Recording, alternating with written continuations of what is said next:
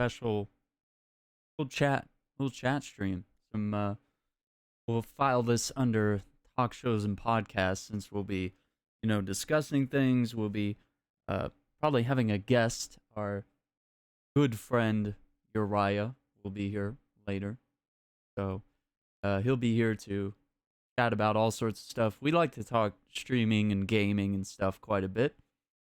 Talk about news, and he's been out at E3, so I'm sure he has a lot of content that he's going to be pushing out, that he's already putting out. That's very exciting to look at, and lots of cool stuff that he's up to. So definitely want to pick his brain a little bit. But yeah, as you can see here, I've updated our little sidebar of kind of some stuff we're gonna go through and discuss and talk about and get people's opinions and kind of think about like the best way to move forward with the stream. Really, that's the thing. That's what this is about today. We're gonna take a break from gaming and from Destiny for today. Maybe tomorrow is a new day and we might do something different, but we're gonna look at different things. So I'm gonna jump around because we are on something here that that I'm already talking about. Altered stream times, quality over quantity, right? So lots of Destiny streams. Definitely in the past week or two, for the season of opulence, and just like, oh man, there's all this new content. We're having a lot of fun. We're playing with friends. We're helping people out.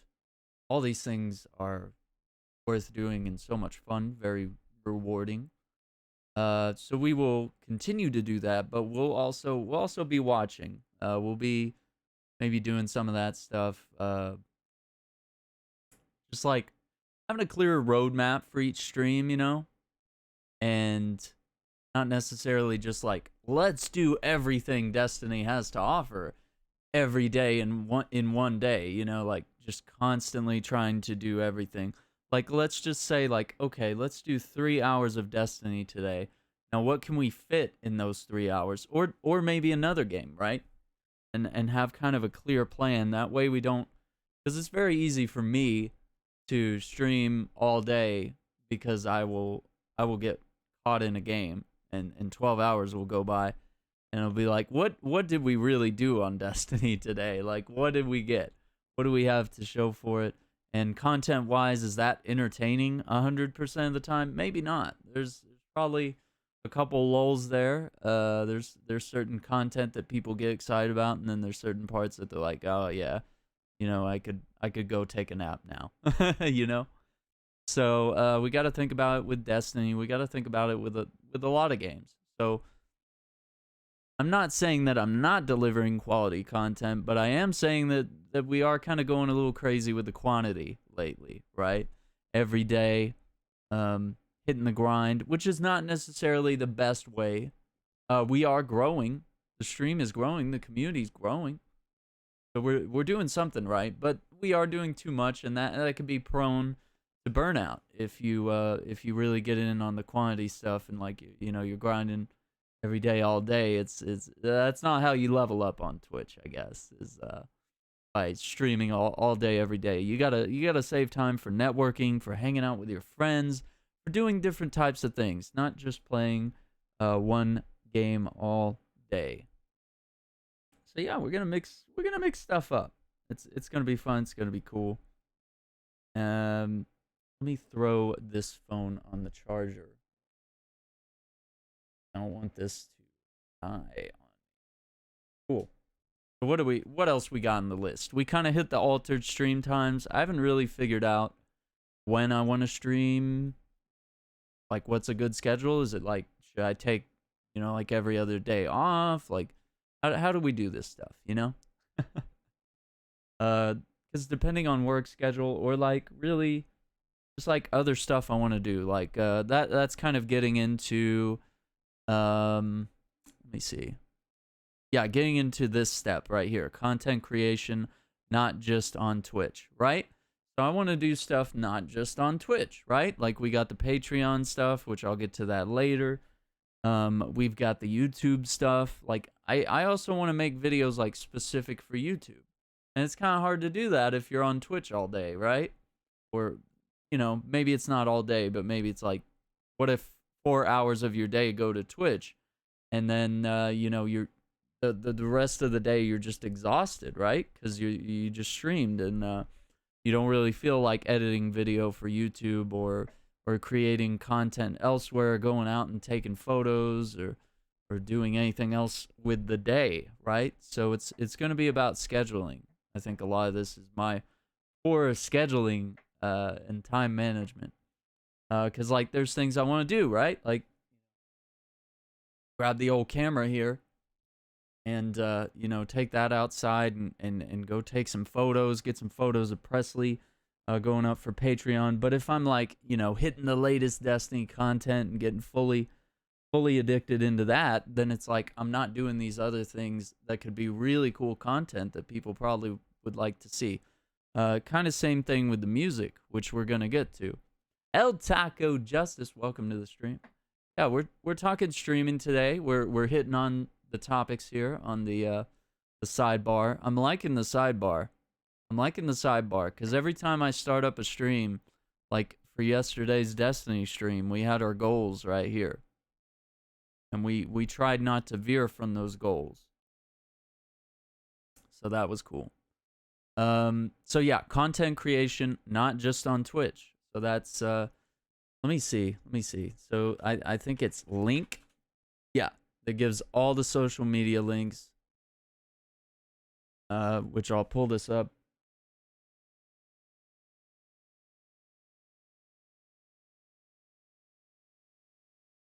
Cool. Right. So, okay. I don't know why that's, let me,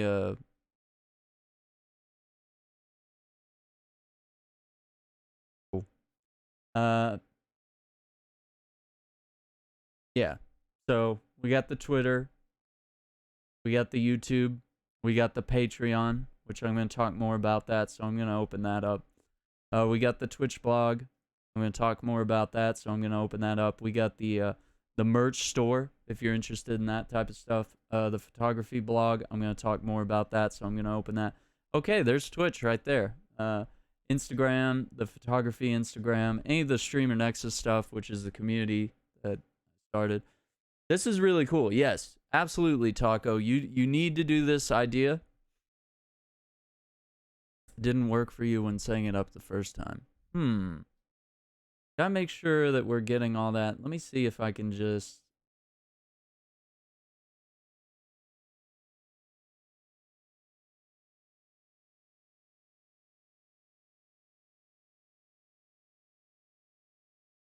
There's my Discord. I just didn't want it to show any private information. Okay. So yeah, basically here you just type the name of the link, which would be Twitter. You type the HTML, whatever, or HTML.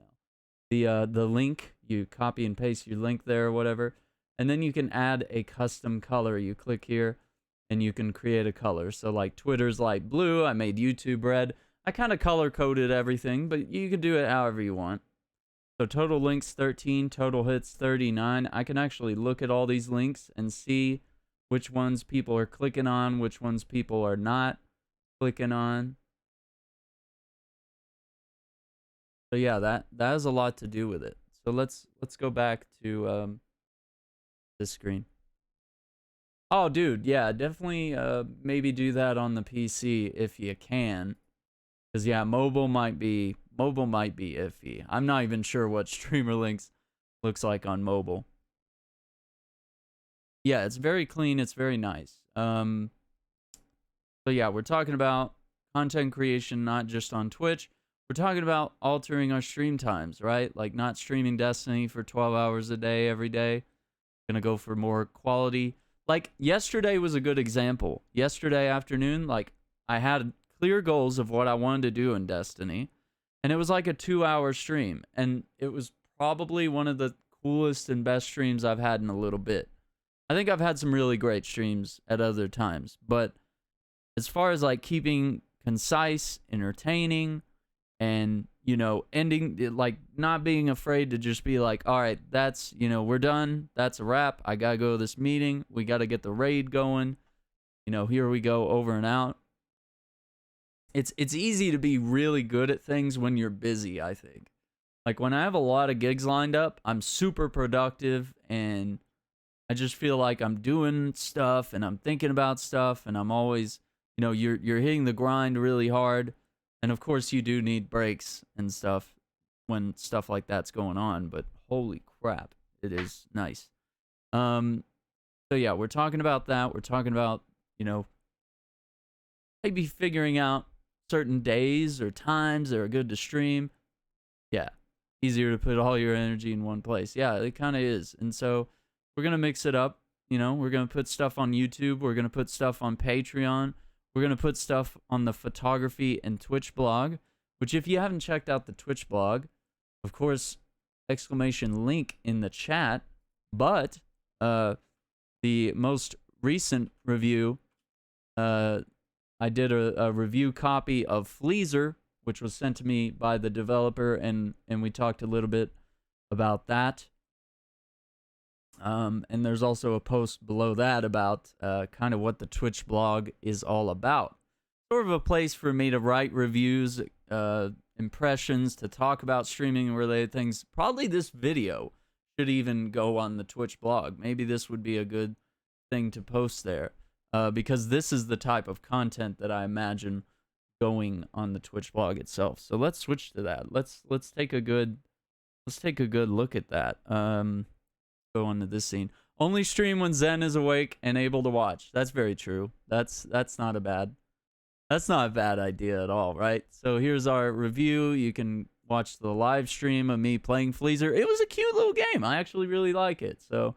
And I still have it installed, so I'm gonna continue to play it, and we might see it on stream again. I think we might, because I enjoy it, and I want to see where the devs are gonna take it. So I wrote a very kind of concise and very positive review. I think that I wrote about some of the flaws in the game, but I didn't say anything that would be considered unfair or rude or just bashing the game. Texas Commando, welcome to the stream. Yeah, so this is the Twitch blog. Here's the links. There will be a little bit of the story of how I've started streaming and, kind of where I'm at now and what I want to do and stuff like that. So if you want to know things like that, that is what the Twitch blog is going to be all about. And I should clean this up. I went with some default theme and it's got like a forest in the background or something. Looks nice, but I mean, it's not really a gamer looking thing. This is my photography blog. So this is another thing. Exclamation link is got all my links for everything. So yeah, all the different posts.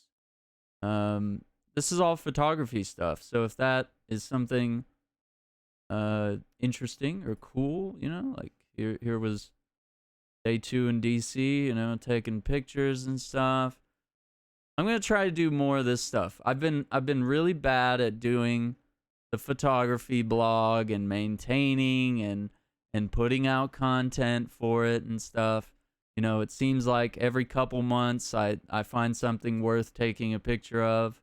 There's not a lot of stuff around here, so I gotta find things, I gotta go around and find stuff. Because there's really not. I have to travel really about an hour's drive to get to the canyon and take pictures of nature and stuff. And, that's kind of a once a week type of thing, or maybe once a month, depending on, weather and, driving out there and seeing if friends or family want to go with, because I usually don't go alone to the canyon. I think it's nice to have someone with you. So yeah, cool, right? Oh wow, that's a cute little guy. Hey, there's a hippo. Holy crap. Actually got off early today and not in the dark. You're not driving home in the dark. So yeah, we're talking about streaming. We're talking about content creation. We're talking about what I want to do with my stream, and we're definitely here for any suggestions, constructive criticism. As Zen said, just stream when I'm awake. I mean, I try. I feel like I'm except for when, last night you were like, I'm getting up for work, and I'm like, that's terrible cuz it's really late right now. But yeah, being on in the early mornings and afternoons is really nice. I think that's the good time. That's the niche market, right? That's when a lot of people can be here. Usually when I stream at night, I think people are, UK people are asleep, right?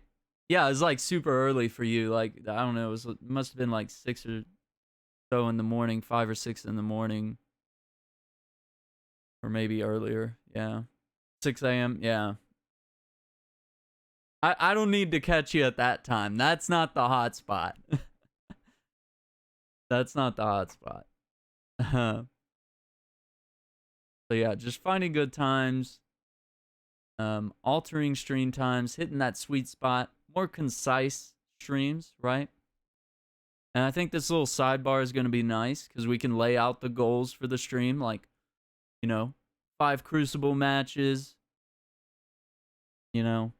around a Gambit, finish the Warner bounties, just like logical stuff for each day, not to, and like if it may even involve just like setting a freaking clock and just being like, okay, guys, that's all for today. Don't get carried away.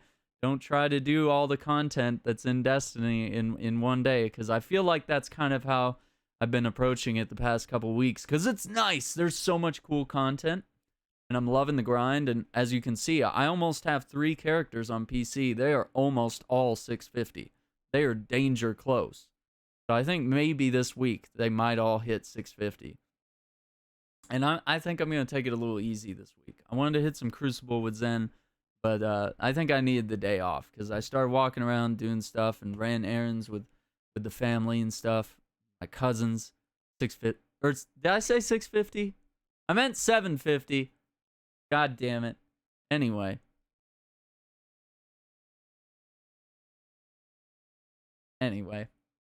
So yeah, content creation, not just on Twitch, right? So that means all the blogs, that means Patreon, that means YouTube. Could just be like photos up on Instagram or whatever. I don't know. I need to be better at stuff like that. The best streamers are the ones that seem to diversify. Or I don't know if it's okay. Maybe best streamers is not the word. The streamers that maybe like make a living off this stuff, right? Like they're diversified, right? The full-time streamers, the people that are using this as their sole income, which I don't think I'm anywhere interested or near doing that, but I think I do want to approach this as I have been for a while, as a, approach it like a business in some ways, but definitely keep the fun, because if it stops being fun, or if this seems like a job, like I'm clocking in, that's gonna be terrible, right? Okay, so what else do we have on our list here? We talked about Twitch and photography blogs. Let's hit Patreon here in a sec. We'll hit the music thing here in a sec. Okay, we did the content creation, altered stream times. The Space Shack podcast. This is me and Real Space T. This is me and Real Space T. Let me shout him out. Because I think, I'm not sure. I think he's live right now. Let me see. Let me spy on this guy. Yeah, he is. So he's playing some Destiny 2 right now. So definitely check him out. Give him a follow if you have not already. Okay?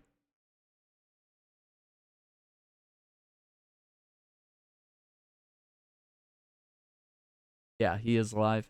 So we've been doing a thing. We have one episode, and it's up on YouTube right now, of the Space Shack podcast, and we covered a little bit of the Xbox conference at E3. We talked general E3 news. We talked about the new Sims Island expansion, which comes out Friday, I believe. And we talked a lot about Destiny. We over the second half of the podcast was talking about sort of the state of Destiny, our impressions of having played Season of Opulence for 1 week. We talked about that, and that was really cool. And so we're going to continue to do that, and we will have guests from time to time on the podcast, but primarily it's very much a podcast talk show type thing where we'll talk about gaming news, we'll react to stuff, we'll discuss with the stream, of course, because it will be live, and then we'll be posting it on YouTube immediately after. Yeah, he is definitely very awesome. He's a cool dude, and I like it. It looks like Destiny is running really well for him on his PC, so I think that's good, because I think he at times has issues with that, and that might be something we'll work on in the future. And hopefully we'll get him in a good spot for that. Nice. Okay, so what else are we? Feel like I was on a good topic here. Yeah, Space Shack podcast. Next episode should be Monday. We've decided to make it a bi-weekly thing, because we were looking at this Monday, and we had been talking about things that we wanted to talk about in the show, and I was like, I think we need like a week to just kind of like examine what we're going to talk about a little more, because I was like, man, there's still a couple videos I need to watch, like a couple hours of like E3 stuff I want to check out, and like rewatch things so that I make sure that I'm getting all these details right, because I was taking notes and stuff, and I want to make sure that we're not feeding out false impressions of something. I want that to be accurate. And we are going to have a very special guest, which I'm not sure if I can talk about that.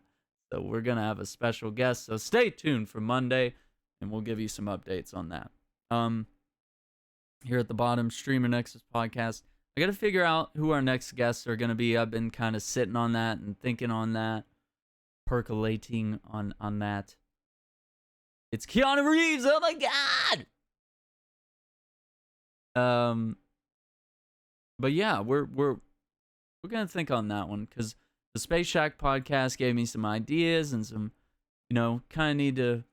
I want things to be with the Streamer Nexus podcast. It's nice when it's really simple, because I think for a while there I made things really complicated, but I think keeping it as a conversation, not a lot of text all over the screen, and just having mods there and just posting, whoever the guest is, posting their link in chat from time to time to make sure that people kind of latch on as they're watching the interview and asking questions, and we're going through that, but also making sure that they get the connection right.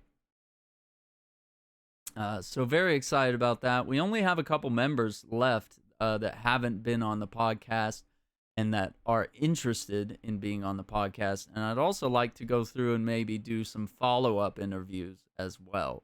I've really wanted to do that for a while, but been kind of second-guessing myself on how best to do that and make it seem fair, because I feel like some people might not. I think, fuck it, but I think some people might not like if I interview someone twice when I haven't interviewed so-and-so once. I'm also kind of like, I like to wait and find people at that ideal time for them to be interviewed as well. So that's kind of smart too. Because I think I've interviewed people before that have been like too early on in their streaming career to be able to talk at length on certain things. So I gave some people some time to grow and to learn and stuff like that. That way we could have a more worthwhile discussion, right? So that's not me being lazy 100%, maybe 80%, maybe 85%, I don't know. So yeah, working on that. All right, let's talk about okay, THR10. Let me see if I can pull this up, because I had a link.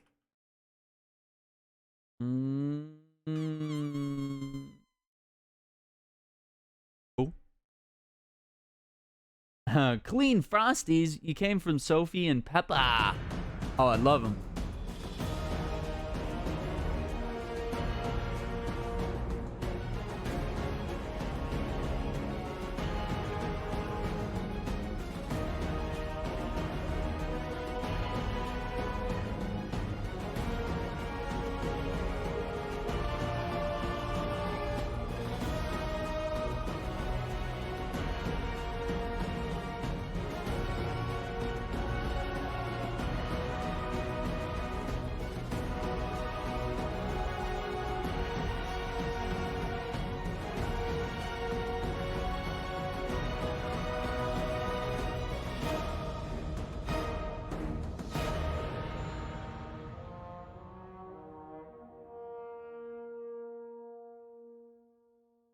Damn it.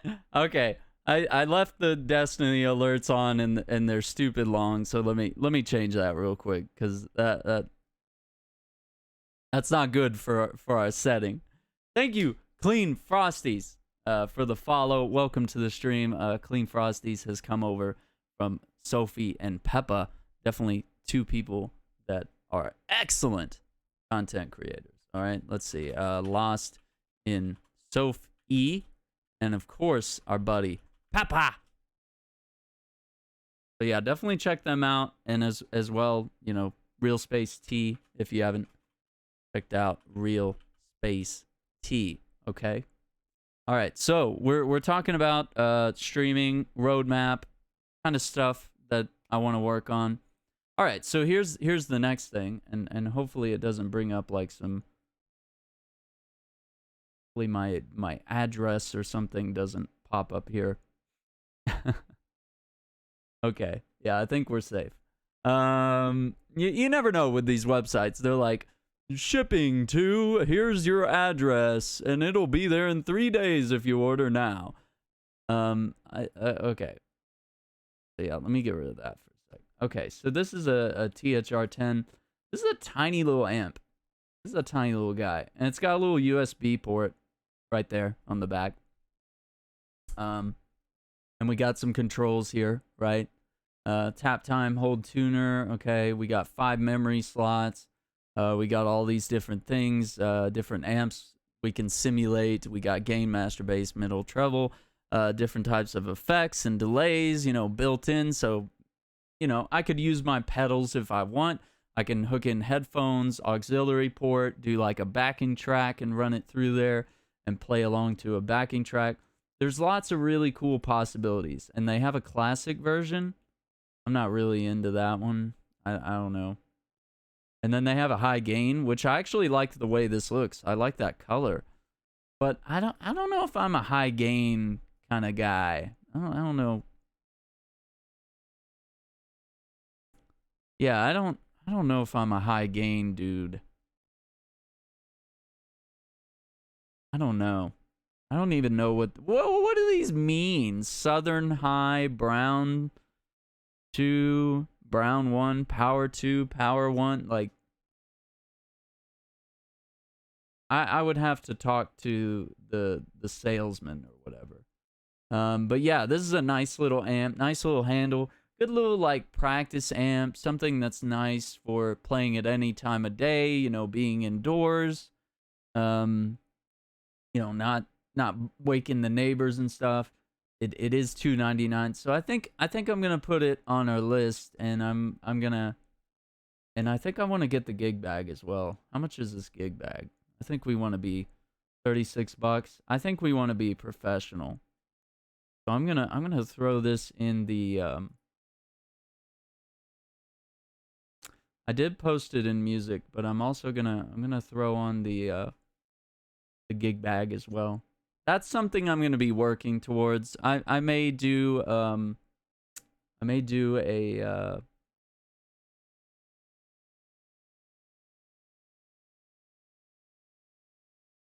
what do you call it? Like a donation bar or something. I didn't want to, but I think we'll do it. I don't care. I'm not going to elaborate on that. Cuz I'm just going to say dumb things that don't make sense, right? Crippling self-doubt or just I don't want to be slimy, but you know, here we go. Yeah, I do play guitar. I'm a jazz and blues guitar player, singer, and I also play for a church locally. I'm the music director, lead guitarist, singer in the choir that I run. And we sing on Sundays, we practice on Wednesdays. And it's a great little group. We got sort of a youth choir, and then we have like an adult choir, and it's pretty cool. It's a nice steady job, which is good, being able to pretty much play music and stream and just do what I love for a living.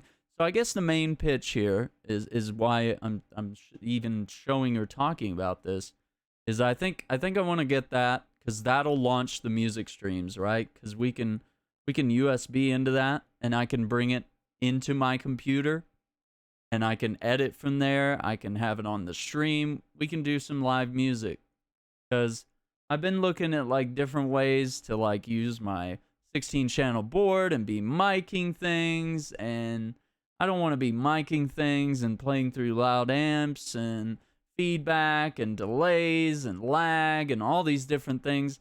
But if we plug in directly like this, that's going to be good. Plus it's a practice amp, so it's like it packs a punch. This is a 10-watt amp, but this thing packs a punch and it sounds good. I have some friends that have these, and I have some people on Instagram that I watch a lot of their guitar videos, and they play and record almost exclusively through the THR10. So it's a real bang for your buck. And I've probably been thinking about getting this amp for years, and I've just been like, nah, I'd rather buy this bigger, more expensive amp than have this. But I think there's something special about this, and it's very small. Like it's like this. So, I mean, it's very portable. It's very good. I think there's like another version. Oh, yeah. So it does come with a plug, but it can be battery powered as well. So like it is kind of good to like if you're going on a vacation or a camping trip and you want to play some guitar. And it also has some acoustic stuff built in as well. If we scroll down here, so that means I can be really versatile. Yeah, we got 3-band EQ. Blah, blah, blah. Where does it say that? Tube, amplifier emulation settings, modulation. It says it somewhere, or they talked about it in the videos. Yeah, and of course there's an app that allows you to get in there and really customize stuff.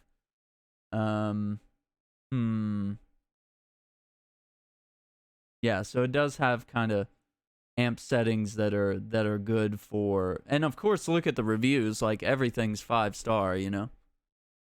Yeah, so definitely something to sort of get us in the direction of live streaming music, which I've wanted to do, and I think that's a big opportunity that I'm just sitting on and not really doing anything about it, right? So that's on the roadmap. That's on the roadmap. So I'm gonna make a little donation bar, and I'm also gonna take any money that I'm making from Twitch. I'm gonna set it aside for this. But if anybody wants to come in and fund that, that's cool. If you don't, that's cool as well, right? We have not all support for the stream needs to be dropping bits and monetary stuff, right? I love just having people here to talk with, because otherwise my gaming existence is pretty lonely and dark and sad.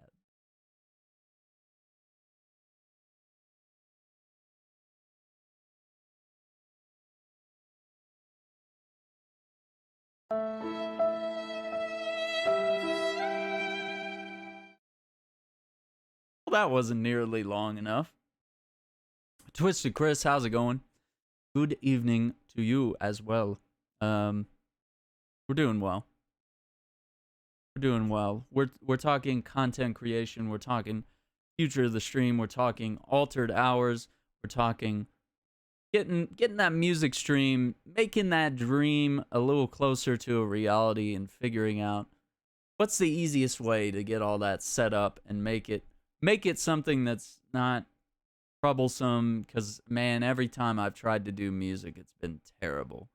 It's just been, there's lag, there's delays, there's equipment issues, or this isn't loud enough, or this is too loud and you can't hear that. It's like, the guitar's louder than the vocals, and then you mess with things, and then the vocals are louder than the guitar, and then all of a sudden there's feedback, and then the backing track is lagging or something on the stream, but it sounds fine to me, and I'm trying to play, and it's making me sound shitty because everything's out of sync. Like, there's so many things. I'm really envious of people that just know how to get the music setup going via live stream.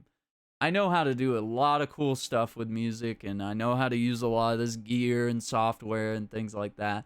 but they didn't really, because it wasn't really a thing when I was going to music school, and it wasn't that long ago that I was going to music school. But like streaming music wasn't really a thing. Like, yeah, people would make YouTube videos, but like nobody was like live streaming music, getting tips, you know, and playing for people and songwriting and playing their newly written songs for them, stuff like that. So that's cool. We're gonna work on that. Twitch and photography blogs, all the links you need are right there. The Twitch blog is primarily, you know, stuff like this, stuff about streaming, stuff about me, selfishly, and you know, just things about Twitch, streaming, gaming, game reviews. We got a review copy of Fleaser, and the review is up on there. Photography is just me enjoying one of my many hobbies, which I need to work on and try to enjoy more. So we're going to work on that as well. Uriyya, welcome to the stream. So yeah, getting music streams off the ground, getting Twitch and photography blog, making sure that we're consistent on that, right? And I can't be consistent on all these multitude of things if I'm just playing Destiny 12 hours a day, right? Like there's gotta be limits, right? So quality over quantity, right? And the Space Shack podcast every other Monday, which means we'll be going live Monday with a new episode, Streamer Nexus podcast. I'm going to work things out. I've been thinking about that. I've been looking at different ways to approach that issue. Yeah, and streaming, not just on Twitch, or maybe not. Okay, maybe not. Maybe streaming. I'm not going to be a YouTube streamer, I don't think. But content creation, not just on Twitch. Having stuff up on YouTube, having stuff up on Patreon, throwing it on the blogs here. You know, having content in all these different places, even on Twitter. I need to have like little videos on Twitter that kind of catch your eye and you're like, oh, what's Aaron up to? Like, oh, he's doing something over here. Like, this is kind of cool. I need to check that out, right? So we want opinions, we want discussion, we want I want to diversify and do things better, right? Highly edited videos. That'd be nice. That'd be nice. I'm too. I don't think I can sit there and edit. Maybe I can. Maybe I'm lazy. I like doing things quick and easy, I guess, maybe. The time is non-existent. Agreed. So let's get on to the Patreon section. This is the last bit of my sort of soapbox that I've planned for the day. Patreon. All right, we'll get that ready and we'll put it on screen here in a sec. So what have we been doing with Patreon? And we're gonna talk about different tiers, right? And what is cool for that? What is good? So okay, here's our Patreon. We got a patron. Cool. We got an earnings goal. So I'm going to do some music. I would like to see if it'll let me change that. I don't know if it will, or if I have to make another goal for the THR10 maybe. Yeah, and we got our different roles, or different tiers, right? So this one's $5 a month. Guardian Plus gains access to more features of streaming, gaming, and music. Inside look at the process. A chance to see more and exclusive relatable content. So what is that? What have I been doing, right? We got the Astro A40 TR headset and Mixamp Pro unboxing. That's only for Guardians to check out. Talking about revealing different guitars. This is my wall of guitars. There's like 23 or so of them. I don't know. I've kind of lost count. So we could even do like a guitar a week or a guitar a month or whatever. It depends. I'm going to have to balance all this stuff. Yeah, the new camera, the 6D Mark II that I got, the full frame camera. we're going to be doing some more behind the scenes stuff on that, but we revealed that on Patreon. Um, I guess I have an image of Presley here, maybe. Is that? Oh, it's downloading it. No, don't do that. Don't do that. I already have the image. Okay, that's... Yeah, there's Presley and Willie. Okay, so there it is. Hey, buddies. Look at them. So yeah, like even dog photos and stuff will be hidden there. Unboxing the Astro C40 controller. Turtle Beach Stealth 700s, which I ended up returning and getting these incredible Astro A40s with the mix amp. But yeah, this is what people are looking at so far with the $5 a month for Patreon. And I'm gonna make different tiers. I'm gonna figure out, you know, maybe there's a $1 tier or a $2 tier or something, and maybe there's even more expensive tiers for people that want to be crazy. But I kind of like this $5 that seems very approachable, right? And Patreon only takes I've already forgotten the number. Was it 8? Was it 5% or 8%? Something like that. NSFW for top tier patron, I will pay. Yeah, I was thinking we will definitely, I think, have a tier that's like kind of affordable and just for Presley. Like other tiers will get Presley content as well, but like bloop right there. Aaron does prawn. Oh my god. No, I'm not gonna do anything nasty, but there will be cool stuff. I think there's gonna be a tier that's gonna, you know, involve music at a certain level, and you know, so far we've done lots of we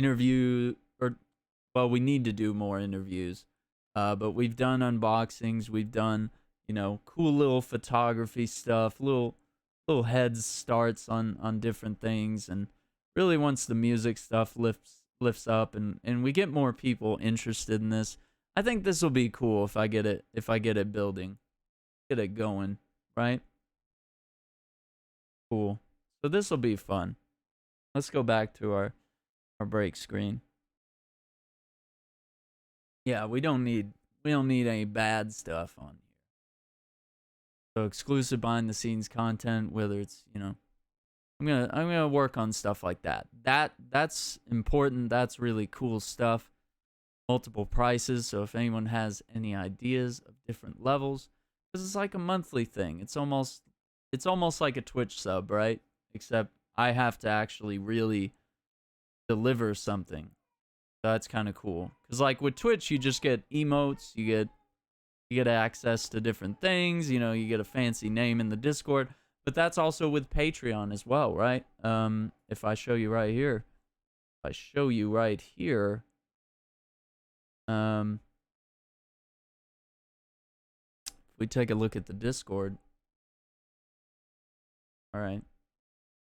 So we got this, where is it? Yeah, Guardian Chat. This is for the subs. And then Guardian Plus, this is where I'm posting stuff related to our Patreon people. So this will be a nice little channel just to sneak in some stuff for that, right? And let's see what people are. Mel is partying up in the tower. That's hip. All right, so cool. Let me get back over here. Have you ever watched or heard of someone called Say No to Rage? He does these segments reviewing Destiny content and opinions, what he thinks needs changing and is looking forward to. Love to see a podcast about that. Honestly, with the Space Shack podcast with me and Real Space T, we're going to do a lot of talking about Destiny on a bi-weekly basis, I believe. And we have a special guest this Monday. Can't talk about it, I guess. I gotta make sure I'm not leaking stuff that Real Space is like, we wanted to keep that a secret, mate. And I'll be like, oops. So I won't say more. But we did spend the second half of our first episode talking specifically about Season of Opulence and the state of Destiny, and talking a little bit about their plans for the future. But I will check him out. Say No to Rage. I will check him out. Okay, and Uriyya wants to come in and chat.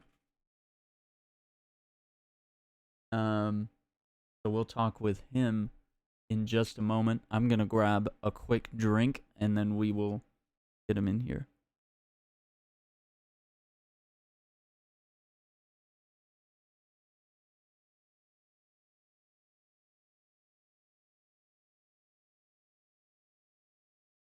All right, so give me 1 second.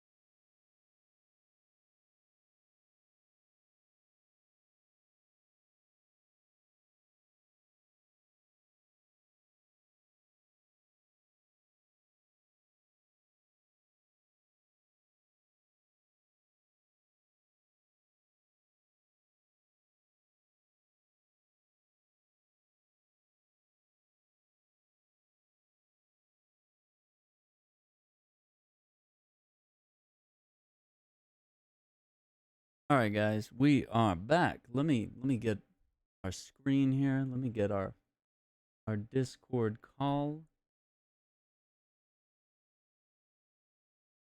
Let us call Mr. Uriyya. Yo, Yo!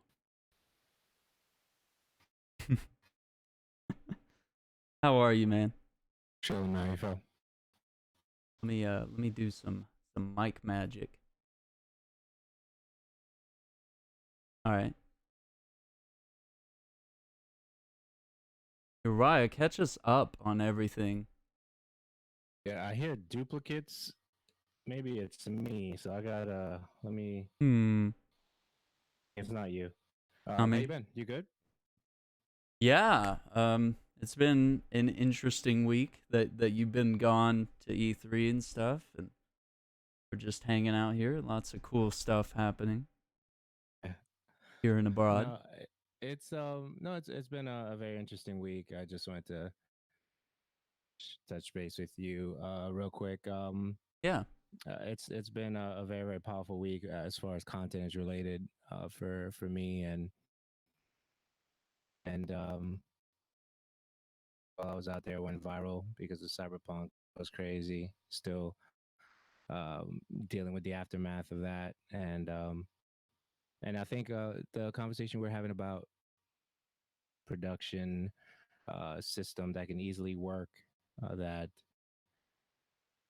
great value, right? So we were talking about that, absolutely. um, which I pretty much used. You saw me using it. It was the two mics, the tripods, the audio adapter, and the phone as the camera, and we got all the content we had during E3 with that setup. Nothing fancy.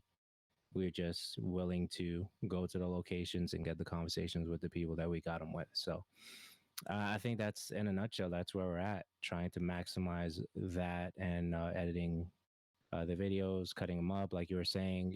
Adding snippets on social to engage because people love video. We know that because of Twitch and YouTube and all those things. So because of that, much as I can, I'm trying to make sure that any tweet or most of the tweets that go out have at least a clip of a preview of whatever conversation that's happening. So stuff like that, man. That's smart. Just been grinding that I like that. and making it work. I mean, there's like you were saying, find a program that works for you for editing, whether that's Adobe Premiere Rush or Adobe Premiere Elements, KDEN Live. Those are all great programs. I think Elements you pay maybe 60 to 70 bucks for it, but it gives you a good chunk of what Adobe Premiere has in it, or just a smaller version of it, which still works out pretty well. Is to maximize to get the content. Nobody's looking at the videos. I guess the point of me saying all that, Uh huh. nobody's looking at the videos that we recorded during E3 and say, hey, that was recorded on a Samsung S9. Nobody's doing that. No, no, definitely no, not. no, nobody's doing that, and that's very telling because the quality of the video is great enough of whatever that is. So that's all I got, man. That's That's what we're working on. that's super cool. So you got a lot of stuff yet to roll out, right? Yeah, I More. got a couple of more stuff to roll out, and then all that content that was video originally is most likely going to be an audio version of it for the podcast folks, because some people just rather listen to audio, and we covered both of that. Yes. Hmm. Dig it. So I posted links to two videos that I've watched so far, and I've watched a little bit of DJ's interview. This DJM talking about Rift Breaker. That game looks Yeah. pretty cool too. Yeah. So I got to catch up on everything you guys are posting. So I'm trying to keep up here. It's good. I definitely appreciate that. Like one of the things I wanted to do this year is the fact that we both had the setup. We're like, Mm-hmm. okay, so you go here, I go there. Whatever you get, post wherever you want to post it. Whatever I get, I'll post it wherever I want to post it. So that way, there's a weird for some individuals independence that we have. Yeah. Yeah. We fully trust each other. I'm not, looking over her shoulder to figure out what content she is putting up or not putting up. I don't think we ever had those issues and ever will have those issues. So whatever she decides to do with the content is fine with me. It's tag them or how to name them. She is fully independent. I like that. Oh, that's yeah, cool. yeah, and I think there's some individuals that I see try to emulate that, but if you don't fully trust the person that you're working with, that's not gonna work, Very right? true. So Can't so fake it. because no, you can't fake that. So because I fully trust anything that she does and her judgment, even with working with some people, where I've asked her pursue this particular conversation or relationship, and she says no, I don't. I trust her. Okay. Both benefit from stuff like that. So yeah, it's definitely a different E3 for us this year because of the kind of content we got, which was mostly video, Mm-hmm. different than last year. Yes. Aftermath of all that, we're still seeing, and there's still a buzz around all the stuff that we've done. So we're grateful for that. I'm excited. That's all very professional and it looks nice and you guys are putting in the work and like you were saying, the setup for doing all that is not very expensive. We budgeted that out on one of your streams. Yeah, it was like 213 or something like Yeah, it that. was Two something hundred and like thirteen that. bucks. And I was like, I already have like a chunk of all that stuff myself. I mean, I would just buy a few things and complete the setup if I wanted to do that. So like if you already have some gear, you might be able to chip a little off the price there, but that's not bad for having the quality setup you do and the interview structure and all that for just 213 or so. That's killer. Yeah, and it should encourage a lot of folks, man, because and even some of the conversations we did have that involved or the fireside chats with some of the people that we were talking to, I wanted um, to be evergreen so you can revisit it, right? So that was the intent, especially with Tom, because as we were saying in the video, Mm-hmm. Tom had put a tweet out. Yeah. Okay, we're talking about 5-6 weeks or whatever. That could be like a month and a half, depending. Asking individuals who are, if you're interested in talking to me about anything, business development, marketing, or anything like that, let me know, right? Hmm. So I saw Tom at least 2 to 3 times. And I think the third time I was like, okay, I'm up here, you're up here, Dying Light area, the booth or whatever. I said, I'm just going to chat with them real quick and then I'm going to come back. So a few minutes later, we caught up and that's how that video happened. Like on the spot, like, all right, I'm just going to set this up real quick. We're going to sit here. There was a guy sitting at the spot that I wanted.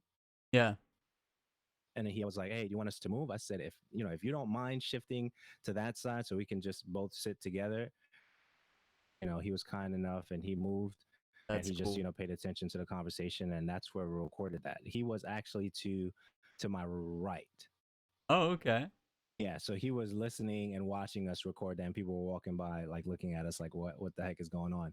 But that's the kind of conversations that I would never be able to record if we had a different setup or if we weren't as mobile or agile, right? And I think it paid off because what's happening now is I'm leveraging that I have, which I didn't know there were that many, Hmm. to create content for individuals that are coming in to the space, whatever that space is. Okay. And that's what's happening. That's super cool. And that's really cool that you answered the call. Like he said I put out the tweet and like you were interested. And I said that's Uriyya hustling out there, getting those opportunities that maybe other people are not seeing or not taking advantage of and having the gear to set up the on the spot interview like that. That's killer. We're just trying to help, man. I mean, is that what it's about? Like, what are we doing? Yeah. What, you know what I mean? Like, I often think about that and wonder, like, what are we really doing? Are we helping people, building our brands? Like, all the brands that I see that are flourishing Yeah. tremendously are sharing all their secrets, whatever that is. Okay. Whether that's a streaming guru, whether that's Ashley Christ or Harris Heller or any of those guys that create streaming coaching type of content, they're giving pretty much all that stuff away for free. I mean, they may do a product, Yeah. which Ashley ended up doing, Sure. but essentially, if you're gonna pay, I'm promoting her stuff, and this is not sponsored or anything like that, right? Yeah. So her book is, I think, is like $27 or anything or something like that, Okay. and all her experiences in that book. Mm. $27 is a joke, right? So any book, whether it's John Maxwell or Dale Carnegie, if you're going to pay $15 for a book and you're concerned about that, Yeah. something's wrong. Right. There's a lot of experience that went into just putting all that package together for you to get it in like 12 chapters or whatever the case might be. So, um, I mean, that's where we have to be. Help individuals who are coming up, because that will transcend creating whatever that is, whether it's how to make flowers or knitting.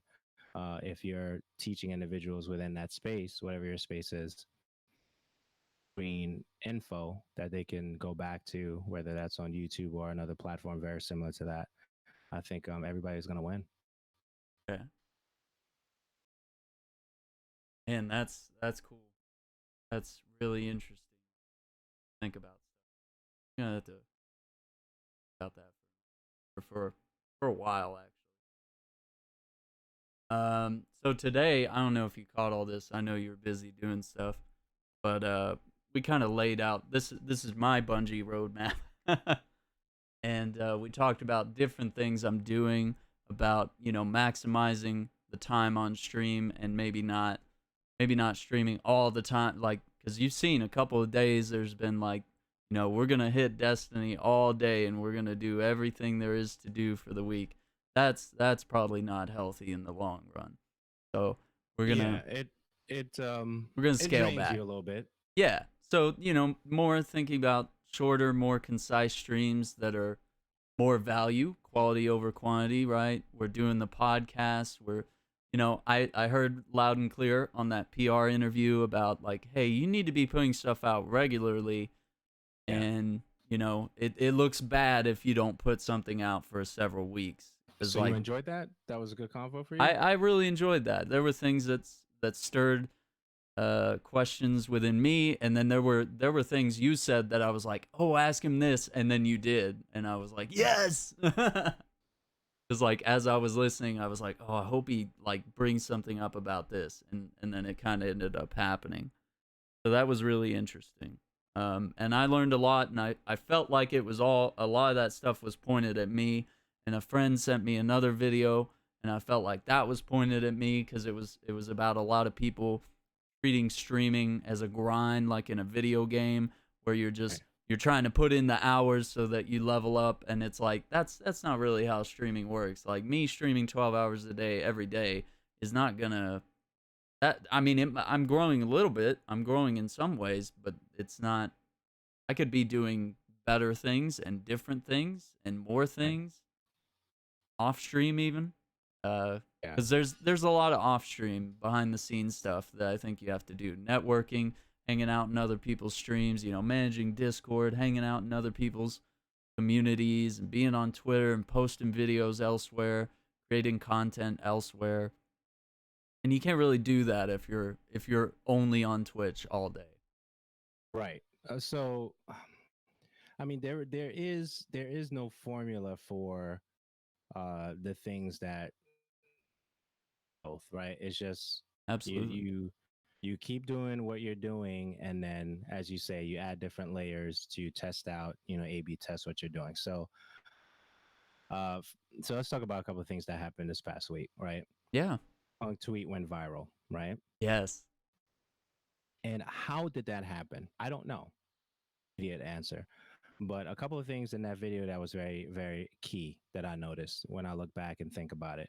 I had my friends there Mm-hmm. who love me, and I love them. It was a representation that spoke directly to me.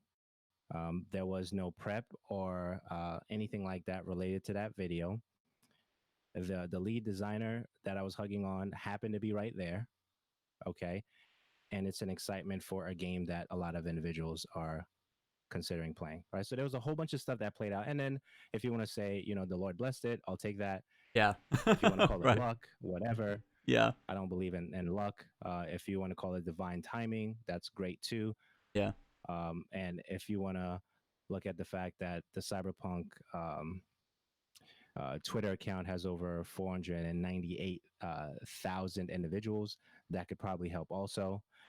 And then at the Mhm. same time, report that came out. I don't know the name of the site. I don't think it matters based on what I'm saying because the point is still relevant. That was mentioning that the representation was bad, and the fact that my reaction was great.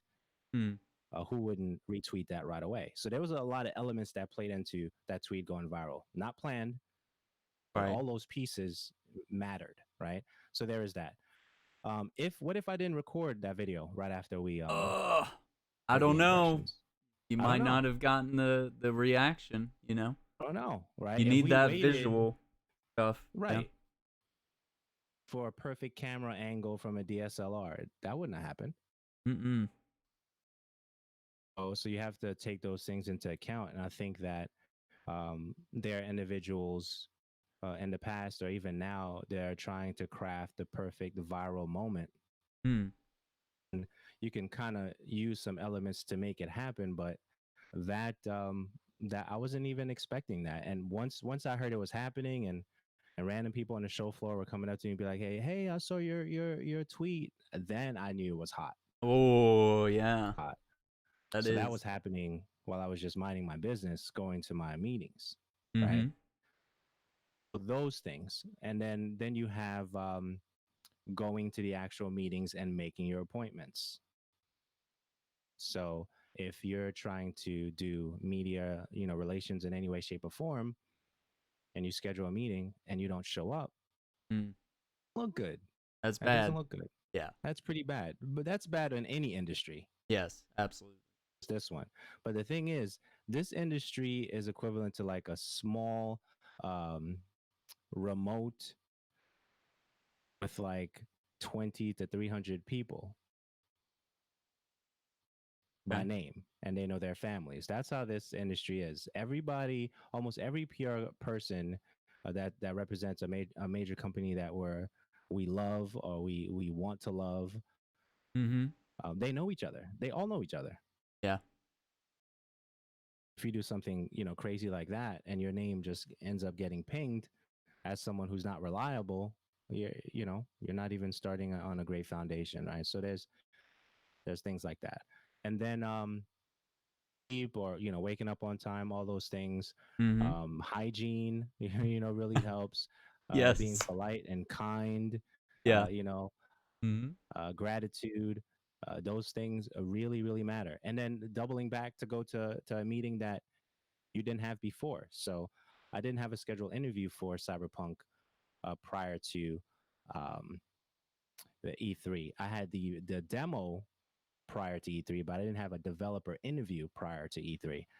I got that after they said they didn't have any, and I went back the next day, and they say, "Well, we can fit you in for 2:30. Can you make it?" I'm like, "Absolutely." So Absolutely. that's how the developer, yeah, Huh. absolutely. The So that's right how place, right that time, developer, basically, right? you got to go back and check. Why not check one more time?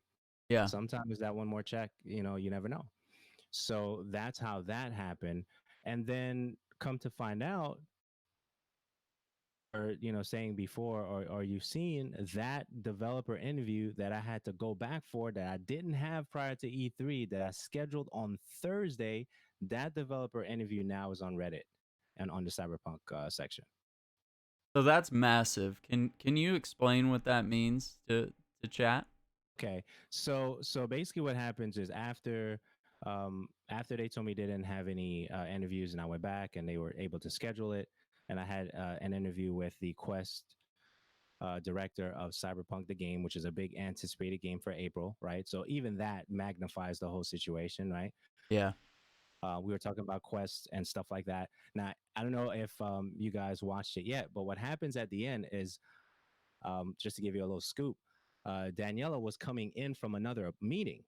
Hmm. She came in, and I was like, it wouldn't be right for her to hustle from all the way to another and not give her an opportunity to ask questions, which is why I handed her the mic to ask whatever question was on Oh, her mind when she walked into. Even though she wasn't on camera, I wanted her to get whatever she had on her mind in that conversation. yes. I think at least get that reward because you went from all the way from like because the hall from one hall to another is a long walk. Yeah, Okay, and she was dealing with some pain.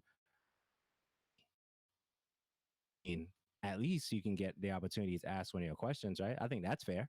yeah, Moments like that that we document, I'll never forget that, and she probably will never forget that either because very true. those are the moments that solidify teams and Yeah.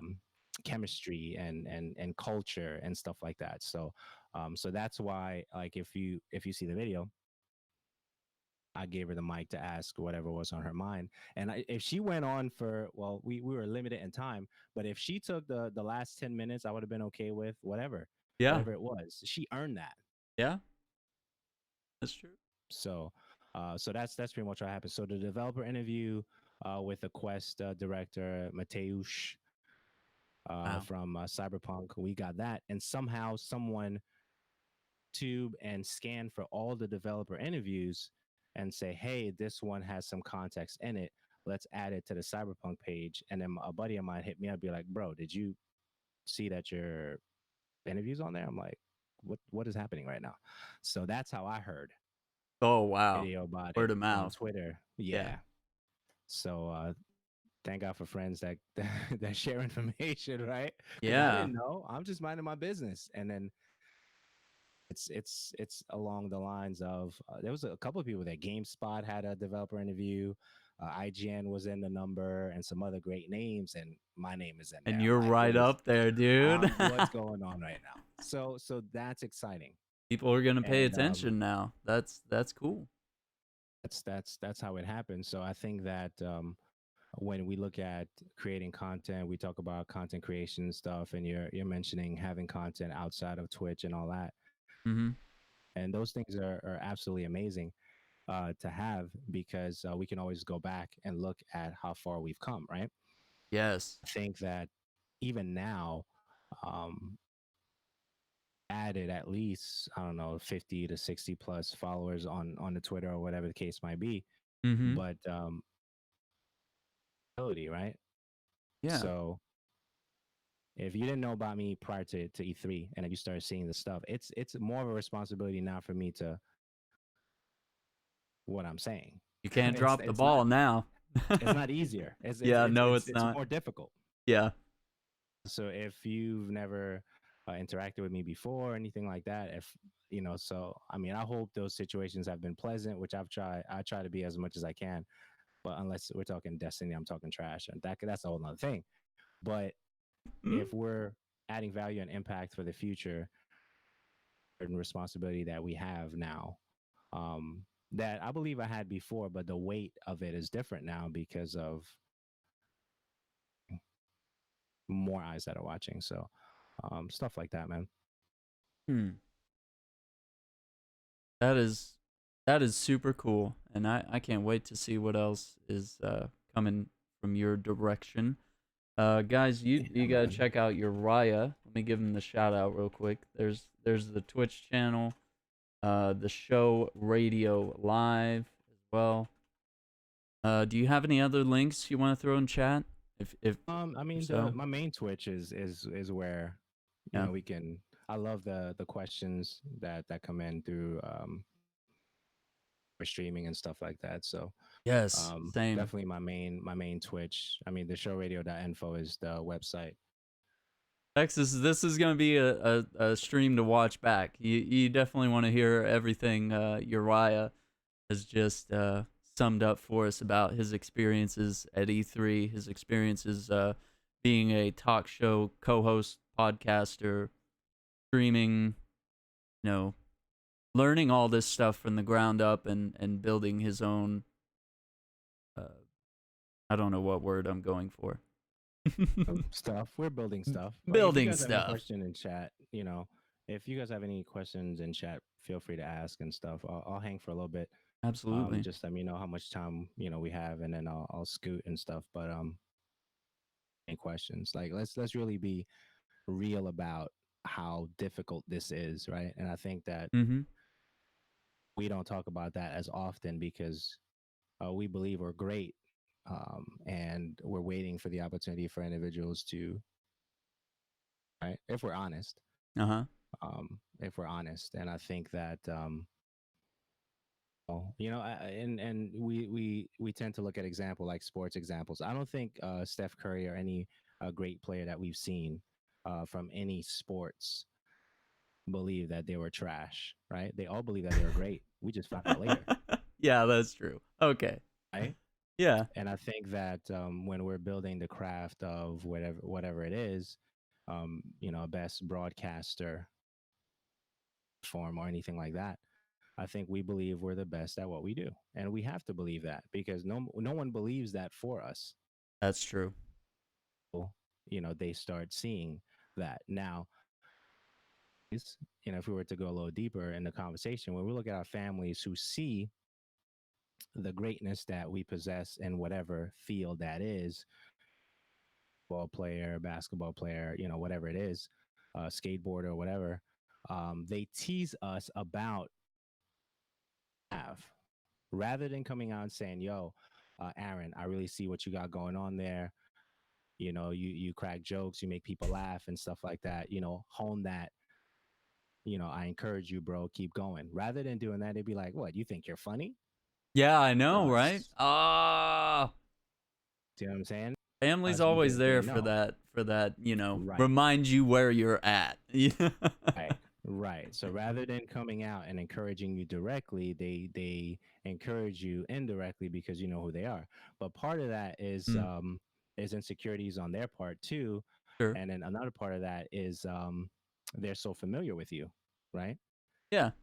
Someone who's not directly in your family will quickly tell you how great you are because they see it from afar, they identify it quickly, and then they share it with you, whether that's your Twitch community or whatever community that you are part of. They acknowledge that you got something dope. Keep doing that.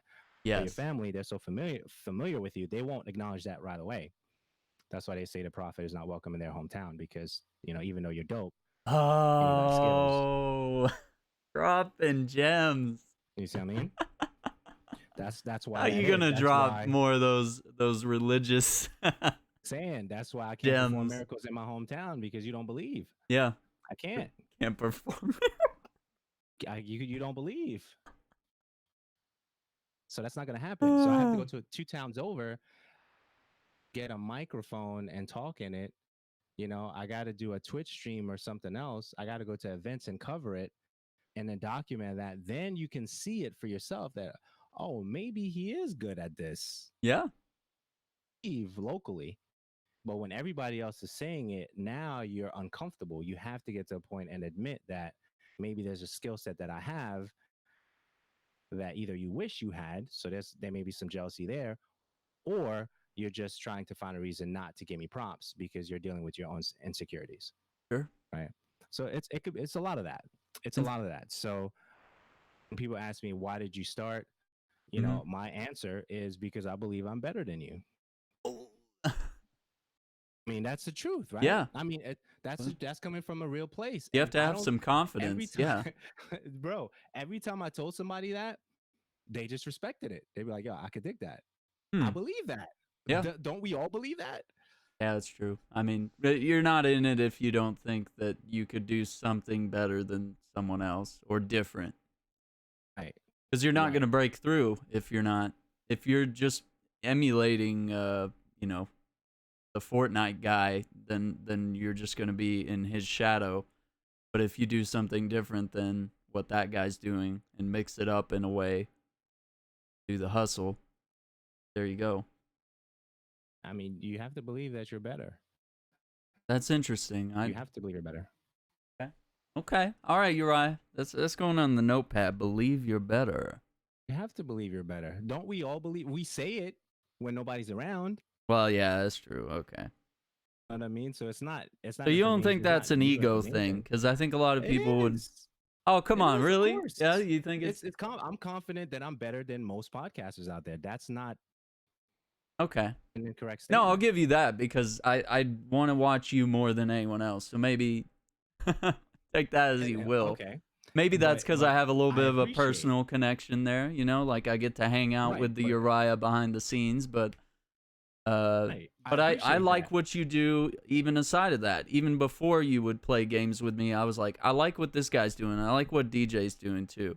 I like what they're Right. doing. I appreciate that, and I'm grateful for that. But when Yeah. the cameras are not on and the mics are not on, Mm-hmm. you better believe my grind, I believe, is better than most people out there. Yeah. That's a driver. I'm seeing it. For, I'm seeing that your grind is better. I'm seeing it at E3. I'm like, oh, this right? this guy's hustling more than insert name. So now, so with that, but I'm willing to look back at the person that says, "Hey, is there a program out there that I can record and edit stuff Mm-hmm. for audio?" I'm willing to look back and stop and say, "Yeah, there is. It's called Audacity. Definitely check that out. It's free. You don't have to pay for that, and then keep it moving." I'm willing to do that. That's where we are. Hang on one sec.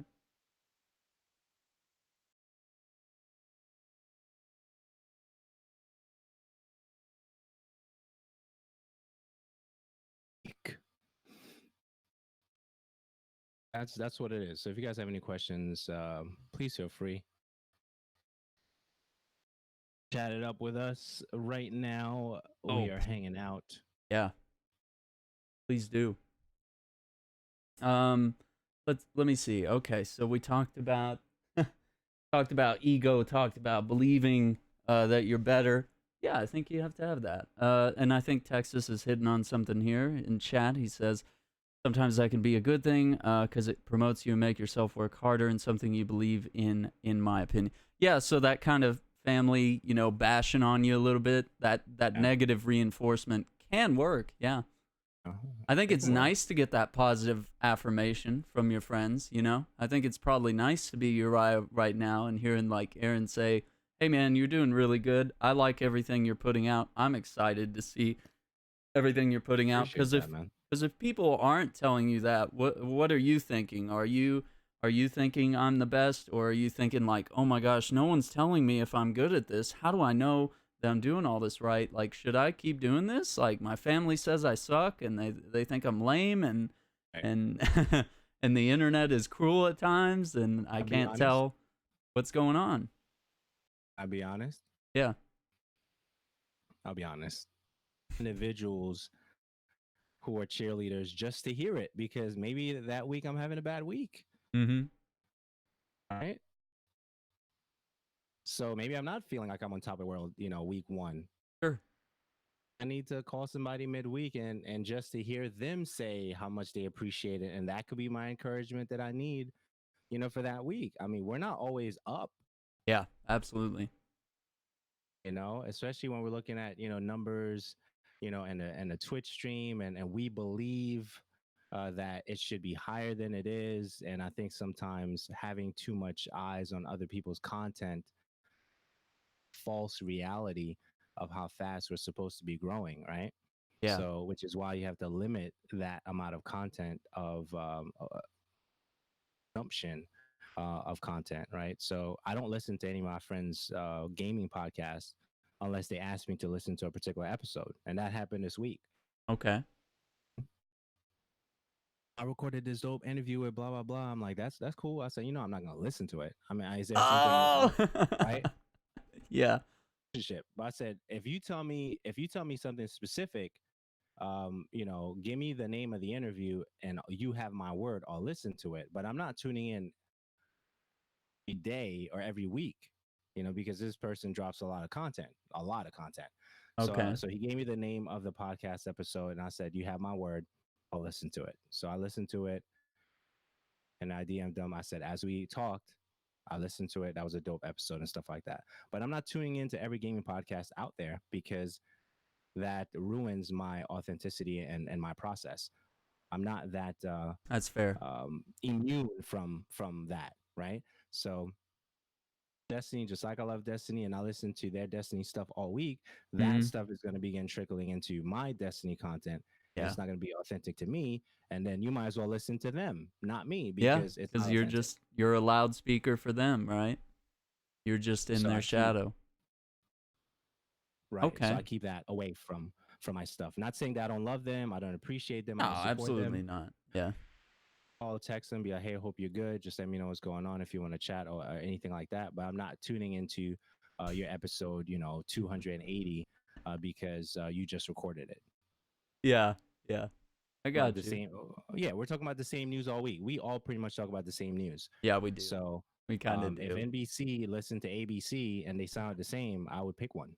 If all the yeah, if you're just re-airing news clips from another station, it's kind of Right. rough. You got to have your own coverage and your own spin on it, right? That's why Right. we have all the different networks, right?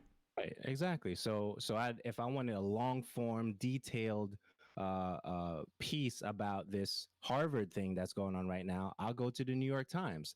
If I wanted some, comedy improv in it, I'll do New York Post. Right, Sure. I know when I Yeah. need to get it. We have to be honest with that, especially with consumption, because that could be a distraction to you creating content. So if you're watching somebody stream because you feel guilty that you didn't watch their stream on Wednesday and it's Friday and you want to go to their stream, maybe you should create content instead of going to their stream. Hmm. Okay. Um. Let me find a way that I always think about this. I think of it from the aspect of like a comedian. Like comedians don't watch other comedians because then you're tempted to steal their material. You're tempted to relate to what their stories are, and then you know, and joke stealing is like a big sin, right? In Right. in comedy, and so I feel like we're kind of in that same vein as far as streaming and gaming news and all these different things. You don't you got to have your own material as a comedian and your own spin, your own way of doing things. If you do your thing the way Eddie Murphy does his, then like they're just gonna call you the Eddie Murphy clone. Like you're not gonna be Right. Kevin Hart, you know.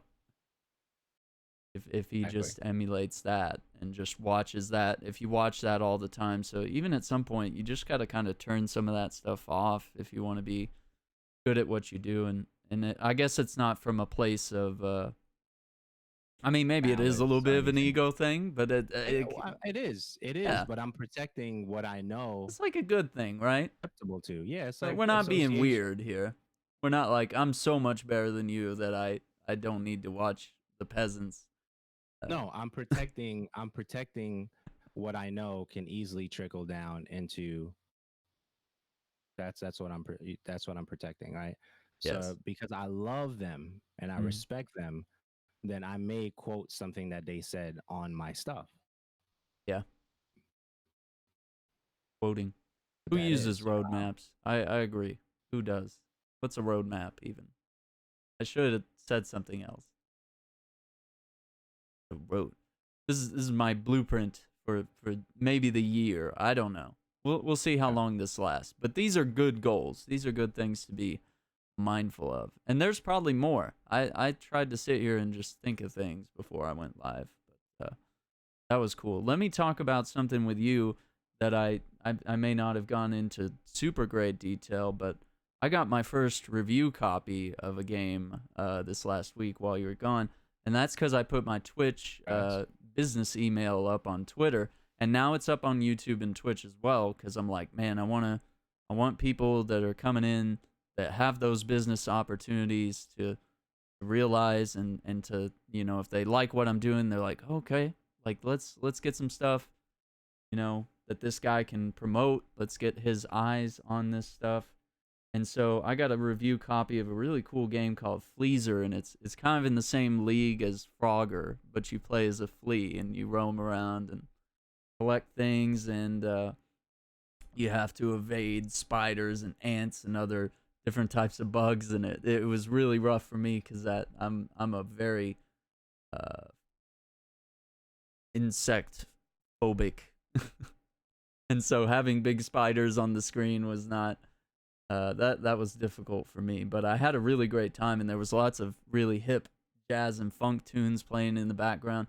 So anyway, they asked that I write a review and you know post all this stuff, stream it and, post a review on Steam, you know, talk about it on social media, get some buzz going for this game. And I'm Okay. very glad to do so. And I feel like I've held up my end of the bargain. And if there's more to do, then I'm sure they'll email me. But I'm very excited to see what they do with the game. And I just felt really like I wouldn't have even cared what it was.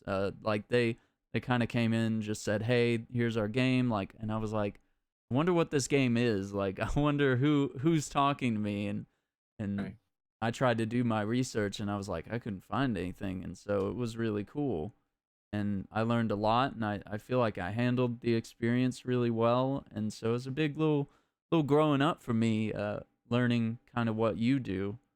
And definitely That's dope, man. a longer conversation for another day would be talking about how to do this stuff and how to promote this. We got the Games Press account. We've got the inside scoops. We got the business email in there. Thank you, Olaf, for hanging out. Thank you for supporting the stream. Appreciate you.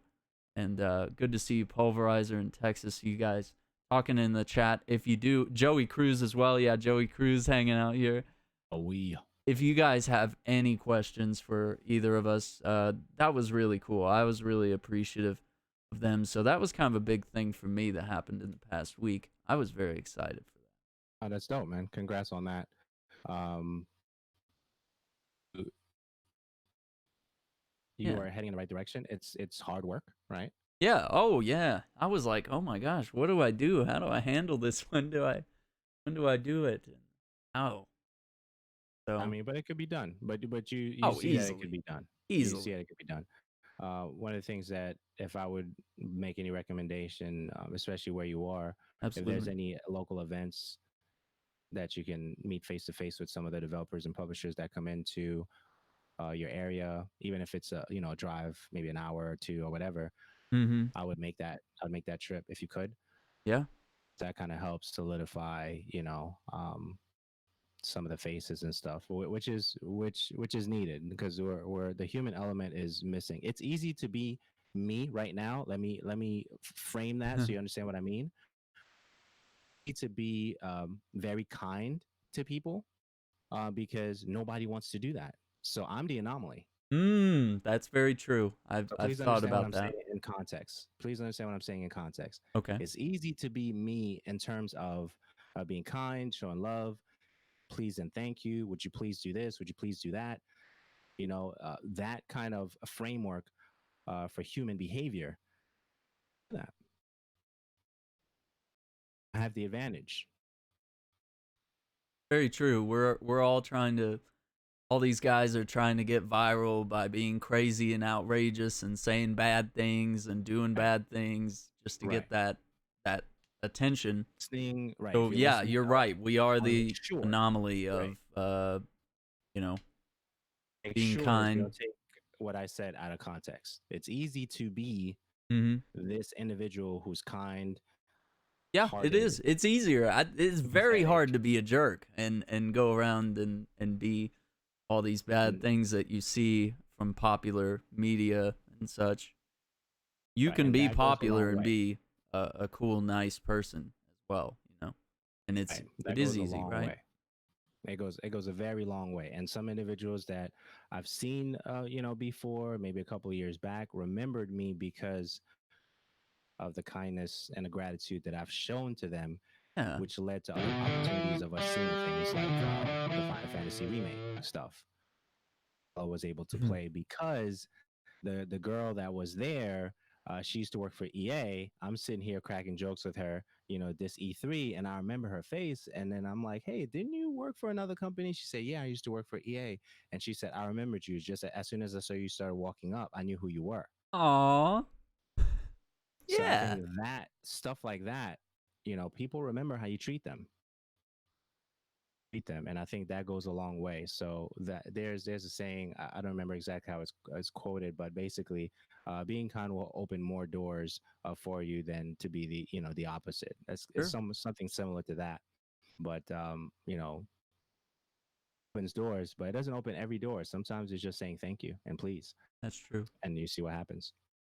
if I've learned anything from the music industry, it's being on time and being nice that is kind of rare. Like usually the epic guitar player has an attitude and he's a diva and he's never on time cuz he's lazy or he's so good that he's like I don't have to be on time. I don't have to be professional because I'm this. And so I've learned that I can get the gig if I show up, I'm prepared, I got my gear, I got an attitude that's good, and I don't double book things. You know, I manage my schedule and I communicate all these things and make sure I hit all the bullet points on the checklist. That's the same in any industry. If you're the guy that can do all those things, all the opportunities are out for you right there. Yeah, absolutely, absolutely. So, what about E3 next year? Anybody who's trying to go, whether in chat or You got me curious now. You got me wanting yeah, to get something yeah. rolling. So, here's a couple of things I would suggest if you're trying to tend towards that show or build your content from here on out. Well, let's Uh-huh. say we're at what the 18th today or something like that, depending on where you were in the world. Yeah. Today's the 18th.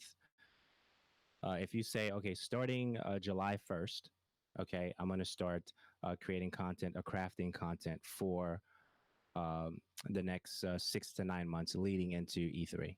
Okay. Okay. Um, so a couple things that you can do.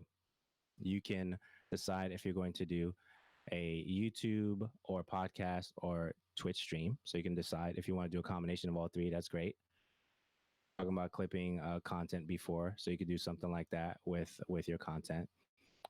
And you have to be, as Tom was saying, consistent with the content. So you can't stop at episode 5 or 4 and then be like, "Hey, this is hard." Yeah. I feel like That that's a call out to right? me. That hit me hard It's not, but a little it bit. is difficult. It is difficult, right? Yeah, it is. Sure. And I don't think it's I hard. I think it's the scheduling. I think it's, oh man, I don't really want to, or oh, I got this other thing and I'm busy, so now I got to cancel. And then it's easy to continue canceling podcasts because you're out of the loop, right? You're not in the zone anymore. right. And then the other thing too is so actual tangible things. Okay. There's a program called Feedly. Feedly allows you to put all your news sources into a program, and then you can look at all your news throughout the week, bookmark what you want to talk about on your next podcast, whether that's next Thursday or next Sunday, and then grab that content, put that on a Google Doc. Okay, so these are actionables, right? And this is a You, free app, huh? Google Docs is free. We know that, right? No, I And mean then Feedly as well, Feely right? also. Yeah, Okay. Feely has a free edition, and you could pay if you wanted to upgrade the thing. Right. Okay. So you take all your favorite news sources from either your big names or your other big names, whatever, and then you look at that content throughout the week and you bookmark it. So when you're ready to compile that list of stuff, you can do that the day before for your podcast, whether you're doing prep for Saturday into Sunday or Wednesday into Thursday, right? So now you have all your stuff on the Google Docs. It's ordered the way you want it, and which if there's a quote unquote recipe for great content Mm-hmm. is don't write paragraphs for the stuff that you have as bullet points. Leave it as bullet points. Hmm. Okay. Conversation begins with the fact that, yo, man, Shadowkeep is coming out in September, and Yeah. bro, just today, we're going with this conversation. Just today, I was watching the Okay. video again, Yeah. and I got chills. Right, so we're Same. creating a narrative even now, today, as it relates to what's happening in September, even though they announced it. Also today, Aaron, I was checking out the Coliseum conversation that Destiny did during E3. That was dope. That was about 23 minutes if you haven't. So now with that one Ooh, bullet point, I we just need created a that. narrative. Yeah, that's true. So I would leave the space for, but that takes practice. I know it took a while to get here, but Mm-hmm. that's the secret sauce, if you will, for the engagement of the person listening is the fact that there's a narrative, there's a story attached to the bullet point that you're not reading. Shadowkeep is coming out in September. It's going to have cross save. Everybody already knows that. But why are you excited about it? Stuff like that. So then, Okay. So I asked you last time we had an interview, just a quick segue. I said, "Did you have all this stuff planned?" And you said no. You said, absolutely "I not. just knew you just knew the bullet points in your head Yeah. and of what you wanted to say and what you wanted to ask me and what we were going to talk about and then wrap it up. Like you had it it was all up here, but it was not entirely just winging it, but like Right. leaving a lot of stuff open to improvise. But yeah, go Right. ahead. Yeah. So it's the same thing. So, with going along with that thought process, so the Astro conversation that we did during E3, right? Hmm. That was the same thing. Bullet points that I already had from the previous day because a buddy of mine allowed me to sit into her presentation. So because I sat in her presentation and hung out with her, I had my bullet points ready for that conversation the next day. Okay. Down. So that's why it seemed like it was like flowing because I already knew that the bass was smaller. I already knew partly what the Astro V2 audio was about. I kind of knew the adjustments that they made with the aluminum closing and all that stuff. I already had that stuff in my mind prepping to speak to the VP of marketing for Astro. So it worked out, right? And I think that if you know the person that you're getting ready to have a conversation with, whoever it is passionate about something in particular, you want to weave that in there, like history, right? Like I don't know if which demographic loves the tapestry, whether it's Japanese or Chinese or any other that love flowing different colors like that.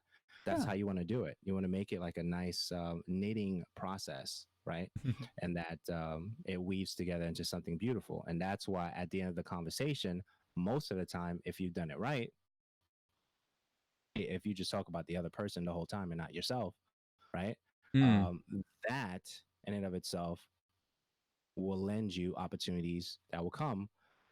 Just give you guys a scoop. Right after we did that Astro conversation, Uh-huh. we did another 10-minute of just hearing stuff about Astro, the record. Hmm. Okay, so Hmm. because we specifically focused on the person that we were talking to, which is Aaron Dreyer, Yeah. Astro. And I knew and overheard that it was his birthday. That was the first thing I mentioned. That will get you cookies. Oh, yeah, Okay. it will. Okay. So if you're paying attention, okay, and the environment of whatever it is to your conversation, he didn't know I was going to wish him a happy birthday at the top of the Nope. interview. Nope. So whatever that did to him as a human being, I don't know. Maybe that was what happened with that off the record stuff afterwards. I don't. Personal Maybe. connection there. Yeah. Right. So you have to really remember that all these individuals that on the game and then the person that's representing those games and those titles and stuff, they're human beings. They have dogs at home. They're Absolutely. celebrating their birthdays away from their families. They're Yeah. missing their daughters and their sons. They're people. Yeah. Hmm. This is a lot of stuff that we're covering here. I like it.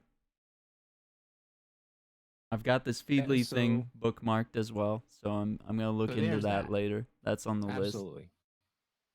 Absolutely. So there's that. So remembering, but that took time. That took practice, right? I've been recording for a while. I'll just say that, and I'm not throwing any numbers out there. I've been recording for a while, but I've learned that and then forgetting about what I wrote down is more impactful and within the context of whatever's happening. So yeah, I wrote down some stuff.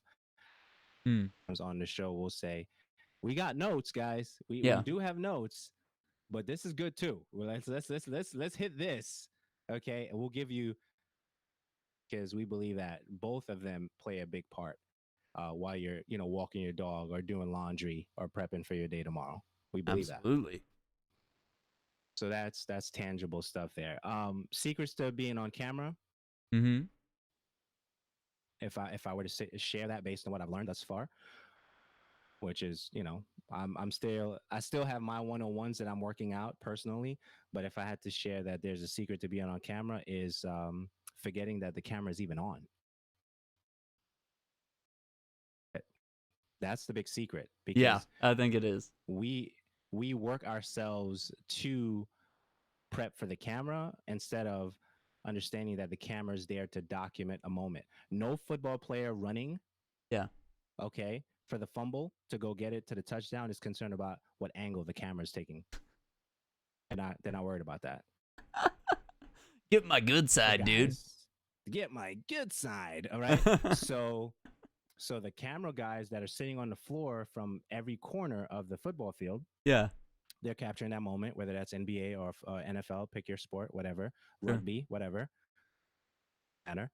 Um, and they capture that moment, and we're able to see it in the quick replays or the montages of the ESPNs or the CBS Sports or whatever the case might be. They've captured that moment for us to relive the great shots by Michael Jordan. He wasn't worried about what camera angle. Watch me dunk If you get this. the point. If Yeah. you get the point. He wasn't worried about that. So now be some joy to some degree, because some people still have to work up being on camera, Uh-huh. that we want to see you laugh like you laugh when the camera is not on. We want to see those moments. So when I'm bugging out with my buddy Paris, Yeah. genuine moment. I like that. I like seeing you guys That's my together. guy Yeah. for years. So there's an excitement of he was getting ready to leave and he didn't know if he was coming back to the rest of the show for that week. Oh. So I was like, yo, whatever, I don't care what you do in the next 10, 15 minutes, we got to capture something before you leave. Yeah. Right. So he thought it was audio only. Oh. That's why the video started out the way it did. He was like, oh, we're doing it like this. Let me put my phone away, because he thought we were just doing Oh. audio. So that was the scoop with that whole situation. But that moment is captured forever. It's in the hearts of the individuals who consume that piece or whatever. Mm-hmm. Forgetting that the camera's on is really important. Yes. About what you're going to say, then read some good books. Pick up some John Maxwell, some Dale Carnegie's and stuff like that, and try to work that out. Yeah. That's about it. That fixes that, and practice, right? Yeah. Have our insecurities about that. I do too. It's not perfect, but I know for a fact that what I'm doing is documenting the moment, whatever that is, whether that's on Twitch or YouTube.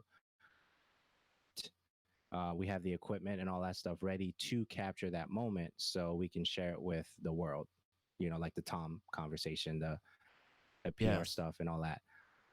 So that whether, if I pass away tomorrow, that Tom conversation is going to live on and add value, right? So my stuff is not important right now. So here's another thing I was thinking about. Okay. None of the stuff that I'm doing right now is important. Doesn't matter how many episodes I recorded, how many Twitch stuff. Dropping bombs. Not important. It's not important. None of it is important. Let's be real. Nobody cares we're having this conversation. But if I die tomorrow, though,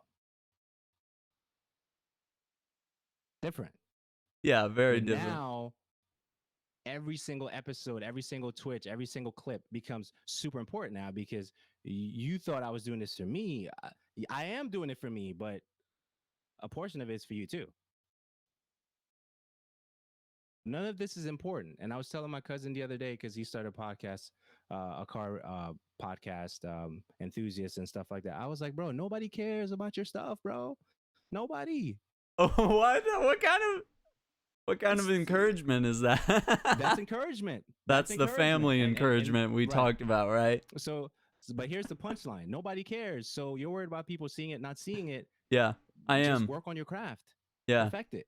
Yeah, actually, I think I used to be worried. I would sit there and look at the viewers and be like, oh man, nobody's watching. This is great though. Why aren't they watching? Exactly. And when I quit caring about that, that was the secret to streaming and to being on camera and all these things. Forgetting the camera's there. This is genius. Genius level stuff. You're free. Yeah. You are free. Nobody cares. Nobody cares. The moment that you just don't look at numbers after every stream, and trying to figure out what you're doing wrong and doubting yourself, and instead of just thinking about what you could do that's cool and that would, make you happy and make your audience happy. And yeah, you're right, none of it matters, Right? right? Nobody cares about your stuff. Nobody My cares. stuff, your nobody cares until they do. Right? Okay, So until right they do. now, until they do. Right. So right now, I'm moving on the fact that nobody cares. Now the stuff went viral. Now I'm like, okay, I'm a little concerned. Got a little butterflies here and there because of the viral stuff that happened this past week. But I still move with the nobody cares until they do. So I don't make them care. That's not my responsibility. The content that gets produced, you produce, I produce, Daniela produces, or whatever, Mm-hmm. they fall in love with that. Yeah. But that's not my job. My job is what I love. Okay. Okay. And then whatever comes out of that, right? So now my mindset now, because we've done it for a while, okay, is that it transcends the normal, hey, tell me about your game. Okay. Because we can get that information on a page that says media. We can see the screenshots on there. You can go to the bottom of a particular page and there's going to be a press thing, maybe a press kit at the top left or top right. We can get that information. Tell me about your game. Yeah. Okay. We can get that anywhere. Okay. Right. But stuff that transcends, so with individuals that can pour out, right? Those conversations will help the person who's like, oh man, tonight is my first Twitch stream. I'm so nervous. I don't know what that's the person that we're helping at this point. Yeah. Okay. And that's where we're at. So those are the tangibles with the on camera. That was the on camera stuff, right? Um, and then microphone stuff really doesn't matter. Oh, actually, can I? Because I could really beat up the people with their microphone setups, but I'm not Uh-oh. going to do that. I'm going to be nice. I'm Okay. going to be nice. Okay. Mics don't really matter. And to a degree, because the filters that OBS has make you sound super dope. I'll be fair. I'll be nice on this one. Okay. So OBS has some filters. If you do a YouTube for how to use OBS filters properly, you can add certain filters that helps you with fan noises, and it'll Are you clear getting all the some noise in fan the noise background. right You now? sound amazing. I hear the fan of the laptop. That's why I said it. Uh, Me over here. oh, Well, you're a you should fan. you shouldn't hear it. Oh no, I don't hear anything. My Right. fan's creaking right now, but I think my mic settings are good enough that we shouldn't be hearing that. It's amazing how many streamers don't use filters because they probably are not aware that they exist. Yes. So if you They're not need to aware that ask they us exist. about that, please do. So you have stuff like that. So filters will make you sound dope. So you can get a $35 mic, $45 mic, or Mm-hmm. whatever, and then use the filter so OBS and sound amazing. And sound Yes. amazing. Not super, crazy in terms of price. I think I paid maybe 50 or 60 for my mic. But Yeah. if you get the X8500 by Behringer, you'd sound amazing. Yeah. Mic. And if I were to do okay, so let me be fair. The only thing that I'm not really uh, cool with that mic is XLR only. It's beautiful for on the field stuff that we do. Hmm. If you were to do a mic today, like if I were starting episode 1 today, Uh-oh. I would either get the Samsung Q2U, which is a Cute. great mic, Yep. get the ATR 2100. Those are my mics. I'm using an ATR 2100 right now. A great mic. I love it. Okay. And the Samsung Q2U is great because it has USB, or you can do XLR. Same thing for the ATR 2100. You could do USB or XLR. So if you're building the podcast studio, or you building the studio itself to grow with you, if you get a mic that's only USB, you're going to have to buy again. You're going to have to buy twice. And you don't want to buy twice. So Yep. then you buy a mic that grows with you, Mm-hmm. options. So whether you decide to use that mic for field production or not, you have the opportunity to do that, right? So for mics, stay close to the mic. Don't think that your mic is great. Make some adjustments. If you don't have a mic yet, test some out at a local shop if you have a local shop near you. Things like that. But it a good amount of episodes. I'll say that. Yeah. Do the Q2U by Samson, Mhm. $30 or something like that. Um, if I could do it all over again, and I'll probably have that mic. Okay, so any additional mics I would buy is just because I want it, not because I need it. But like right now, I want a mic that I don't need because it looks nice, right? Yeah, But absolutely, those all those the things time. happen. So there's stuff like that. Be mindful of how much money you're spending and main. If you're an influencer of sorts, Gmails work really well. According to what Tom was saying, so he doesn't Yeah. mind the Gmails. Just be consistent. Remember, you're talking to a human being, Mhm. and building a team. You're building a team, and if you're lonely, you need somebody. Okay. So what was happening with me personally is I had recorded so much episodes and content. Every time I went to an event, I didn't have anybody to share that experience with. Yes, I had my wife and my daughter. Yeah. I understand that, but directly in the industry, because y'all got to throw that in, because people think I'm just laying in a room in a corner by myself. That's not what I'm talking about. Okay, Yeah. like specifically in the industry where I wanted to have somebody work hand in hand with me out to see who was that person. So I was lonely in that. I wanted to share that experience. I wanted to pour what I've learned to somebody who never podcasted before, and that ended up being great. A blessing to me, which is Daniela. Right, she came in at episode 340. We're at 500, so we've been recording for a while since. Right, so I knew, if you will, because she supported me in the highs, lows, and the maybes. Right, that's what you're looking for. Not somebody who's only going to be with you on the mountaintop. The only Mm. time you see them, that's not the person. And the That's only very time you true. see the person is when you're on the mountaintop and you're high fiving up there and you throwing money, right? That's not the person. You're looking for the person that's in the valley trying to figure out if we can get water in the valley together and survive to go back to the mountaintop. That's who you're looking for. Okay. And if you don't have that person right now, you got to be honest with it. To be honest with it. That's the Absolutely. building the team component. So I saw her in my random Facebook streams. I would see her heart hit the heart on my Twitter or Instagram and all that stuff, and I was like, she's pretty consistent. And at that time, I was looking for someone to partner up with, and then I was very picky, which beggars can't be choosers because I was a beggar at the time, Uh-huh. where I wanted somebody who never podcasted before because I wanted their experience to be because I knew about a lot of horror stories in the industry. So I was almost protecting whoever it would be coming in because I knew some narratives in the industry. So I'm like, okay, you're going to be protected. I'm not going to abuse the fact that you're going to be on my team. Okay. So there's a mentorship type vibe there. And when she says I'm a mentor, it's kind of, I want to kind of like gag Yeah. Yeah. I'm type not vibe that there old, because, am I? you know what I'm saying? Not old enough to be a mentor. I'm Mr. Am I? Miyagi over here. Are you? You know what I mean? So there's Are that vibe you? there. So I make sure that that was her first experience because I was crafting, the modules of being the best podcaster you can be. Pretty dope.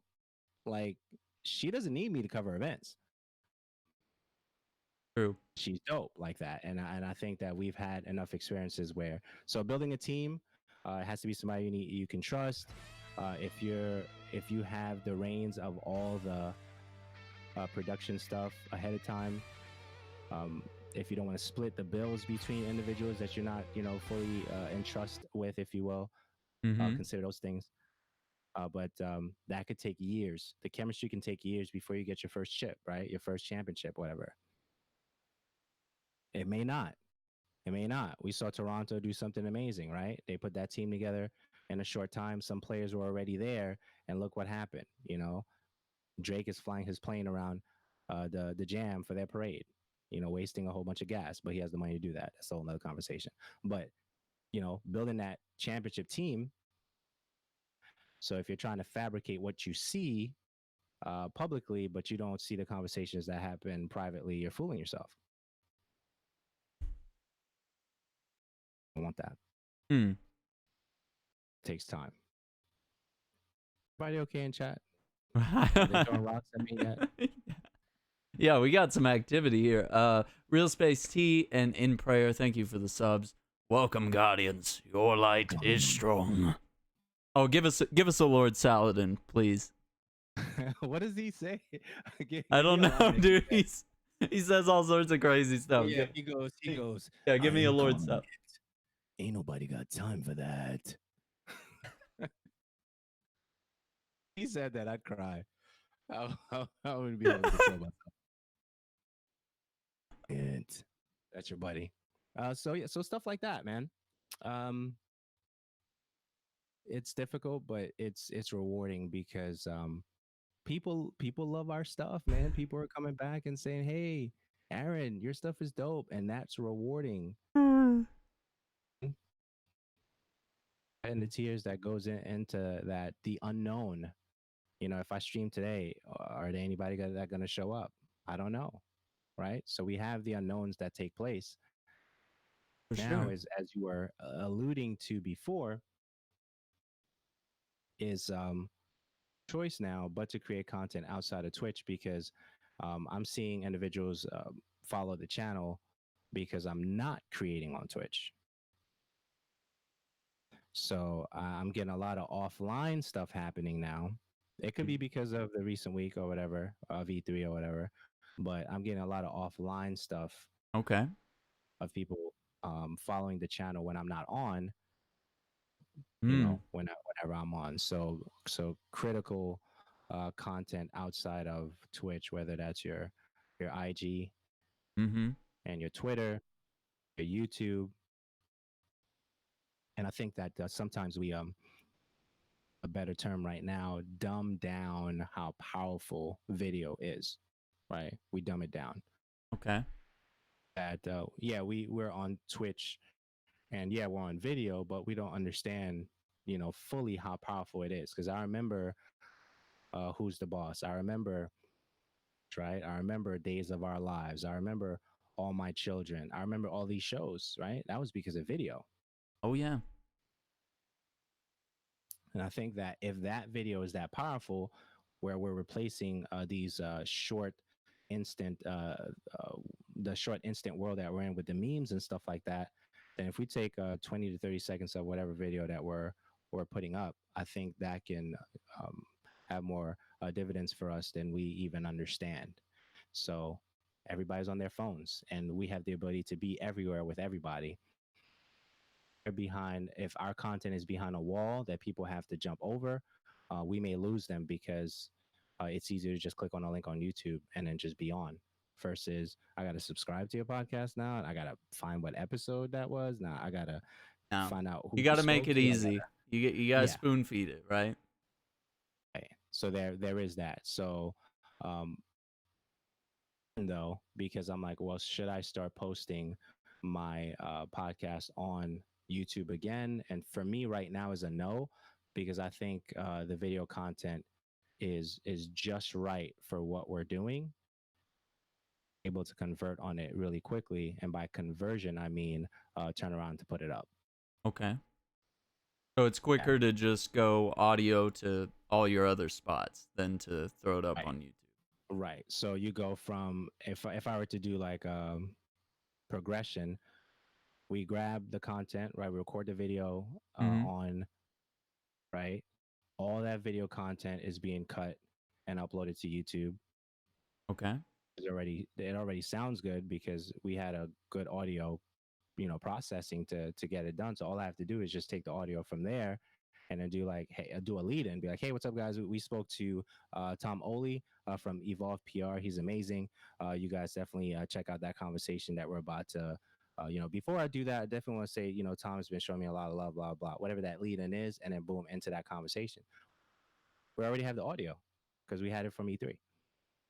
We just have to level it out. So all the audio pieces that you've seen from my conversations with Daniela or the Astro guy, Tom, all that is going to be an audio piece for the podcast listeners. That's going to be their jam because that's how they consume. So as I'm thinking, the point in all that is you don't get to dictate where I consume. Okay. No. Right. I think too many times I hear individuals be like, yeah, I have a podcast. Yeah, you have a podcast. That's great. But you don't get to dictate how I consume different avenues of distribution. So if I have a clip on Instagram and I do a link for whatever that is, you can go to the next thing. If I have a YouTube clip and then in my YouTube description, I have all the links to my other stuff, then you get to go wherever you like. So if I dictate where you go, I may never have you as a order That's of any true. sorts. Okay, so let me ask you this, because I got the whole streamer link thing, and Right. I dump that on people every now and then throughout the stream. Sometimes I'll say like, oh hey, by the way, check out, you know, photography blog, and then I can give them a direct link, or I can say like, find what you like here. If you're an Instagram guy, grab that. If you're a blog guy, grab that. If you're a Twitch guy, YouTube, grab whatever you want. I mean, is there something here that I'm doing right or doing wrong or could do differently? No, because here's how I'm gauging that, right? If Okay. you give them the streamer links .com/ AaronShack64, right? Yeah. And then they willingly take that, good. But if anybody hints that it would have been easier if they just got a link directly to a video, then I'll create separate links for it. Okay. Yeah. That's fair. Once I hear the community feedback of, hey, it would have been easier, bro, if I just knew what the YouTube channel was, and then I create or post stream. All right, so now I have to create a YouTube link for that, and then because they're the ones driving sometimes my energy level, right? So if nobody shows up on stream, your energy level is not the same when you got 5, 8 people in there. True. Very true. So if you say something like, and if Jam88 says, bro, why don't you just give us the YouTube link? And you say, well, why don't you just grab it from my streamerlinks.com? Okay, so now you've caused a little bit of friction there. Now Jam88 will never come back. Yeah, that's true. Because that need could have easily been met if Yeah, you you just could have. created a separate thing, right? But I haven't had anybody complaints about streamerlinks.com / AaronShack64. Nobody has complained about that, No, not yet. right? Right. You got too many links, bro. It's confusing. Right. No, I got it. Exactly. I got it laid out. Hopefully. Right. So if they're not complaining about that and they love the fact that they can get all my stuff in one shot, whether that's your Cash App, your PayPal, the YouTube, the blogging, the photography, all the stuff that you have in your stuff. If they're cool with that, and then they end up just doing one by one and following you and all that stuff, that's great. Yeah. As a content creator, and any content creator listening, you do not have the right to dictate where people get you. You don't. That's true. You don't. That's how you lose them. Yeah. Right. So now I have the Hmm. YouTube things, I have the IG stuff, I have like you, the Yeah. Twitter stuff, the stream, the podcast, and then as much as I want everybody to consume everything that we put out, whether Yeah. it's Daniela or myself or one or the other, it's not realistic. No, not every person's gonna want every piece of the pie. Right. Because So then like, you're I gonna be have to. sick.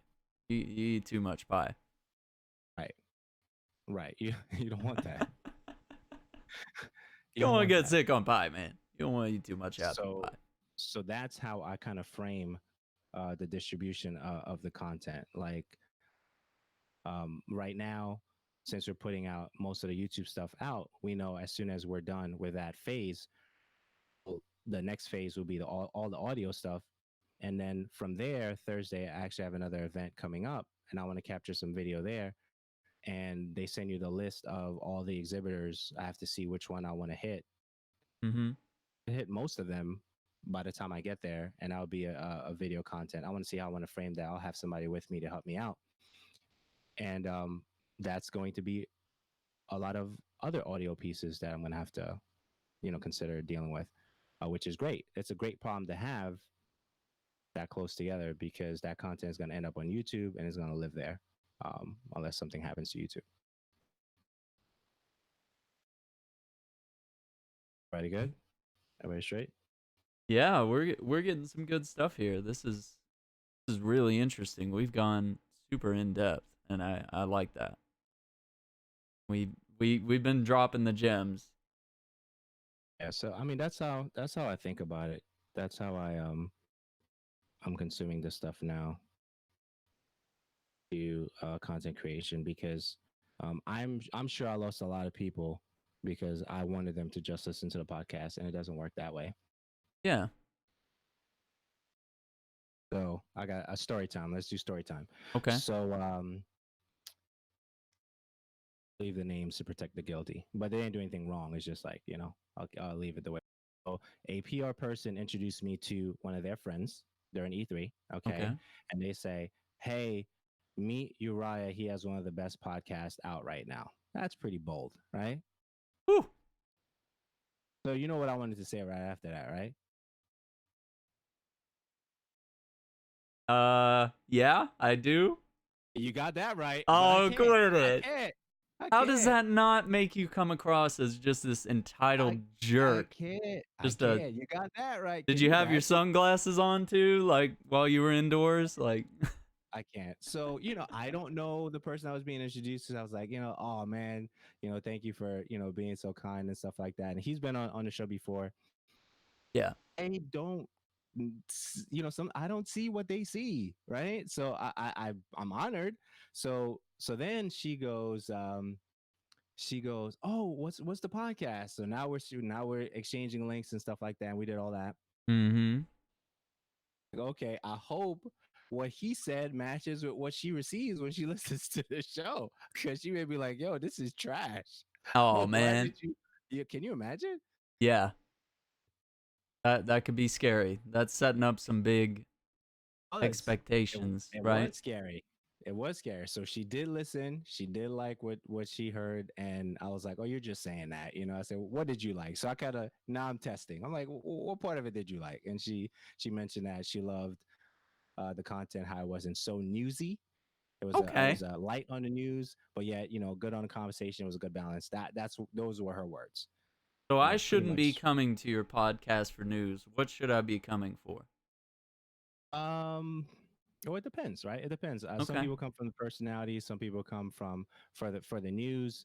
And we want to highlight the major one, two, three, four things that happened that week, typically, right? Sure. But what really is happening now is a framework for either the next event, as I'm thinking about it for the next podcast that I do with Daniela, Uh-huh. or lessons learned, what we can do better, which gear we're probably considering next time. Should we go more wireless than wired? What does that look like traveling, right? So those are the conversations that I think I may even have um, on the next maybe one or two shows coming up because we're Hmm. fresh off the heels of LA, and we got to fine tune. We have to find areas to fine tune to make us better creators. Now we got a decent amount of content, but looking back, we always say we could have got more, right? Why didn't we get more? What was going on, and how do we fine tune that? So Yeah. that conversation can be too deep. I just got here. This is my first episode listening to you guys, so that could be a too deep conversation for some individuals. If episode, what is it? What would be on? If Mm-hmm. 501 or 502 would be their first episode, that Yeah. could be a too deep conversation. They may not be ready for that. They may have to go one or two back. Mm-hmm. But for those who are planning to hear anything like that, that may be a perfect thing for them to make sure that if you don't want to pay $5 for a lock when you get to the E3 media room, buy your lock now so you don't have to pay. Because I've paid the last 2 years because I forgot the lock twice. It's $5. Okay. Okay. So you got the big lockers and the small lockers in the media rooms. So if you want to get a lock, like local CVS, Walmart, whatever you have, that kind of a store, save that. And if you decide to apply for E3, you get approved, then make sure as soon as you get your media badge, run to a big locker so you have it for the rest of the week. Hmm. That. Okay. If you wait and you don't have $5 to give them because that's cash, I think, if I remember, I don't think you have to pay by card with the $5 for the lock. Then, now you got to go find shape or form. Now you're missing out time, and people already have their locks, and they're just taking all the big locks, and you want the big locker. This is so smart. Yeah. And So maybe things like stuff that. that people aren't thinking about when they're Right. doing You this want to stuff. bring your laptop? Great. But they have like a whole row of PC laptops. And when I say PC, I'm thinking operating system. And then a whole bunch of Macs. Okay. Right. And then some other stuff. And then you can bring your own laptop to connect directly by line or wireless. Inside that room, there's a room that you can record stuff in. So you can schedule stuff for that room within that media room. And Ooh. this year they had broadcast rooms on the show floor, one video on one side, one audio on another. You just have to bring your equipment for that stuff. So you can Okay. plan around that, maximize. Man. Okay. So you were prepared then. Stuff Yeah, I was was I was prepared. stuff was planned ahead of time. Some stuff was on the spot, and you were flexible enough to meet the needs of the situation. So you got to be ready. You got to be ready for that stuff, and I think those little things would catapult you to be prepared for the journey. The tripod can be carried by a media person. Game Pass individuals cannot have tripods because they're not reporting on the content. You reach out potentially to some of the devs while you're on the show floor if they allow it. I don't know how strict they were this year about Gamer Pass person Hmm. approaching and trying to connect with a developer or publisher So outline the versus a press difference person. here between these two. It might be Yeah. obvious, but go for Yeah, it. so with Daniela, so let's just use that. So Daniela, the first year that she went, I would say 2 years ago, she bought the Gamer Pass, right? Okay. As you get access to the content on the show floor by waiting on the lines to play the demo and stuff like that. But the press individuals get priority to interview and cover because that's initially why they're there. They got that quote unquote what people believe is free. It's not free. So let me just wrap on that real quick Yeah. Okay. because we worked hard to get that badge.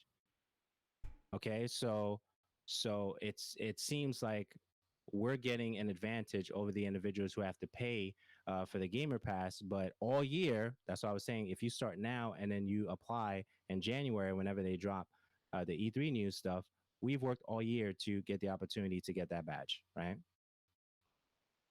So we have priority on the interviews and covering that content. And depending on the relationships that we have, we may have some VIP to get certain perks, right? Like jackets or statues or things like that, right? But to most of us, schedule those interviews in advance, especially the big ones. Cyberpunk was done in advance.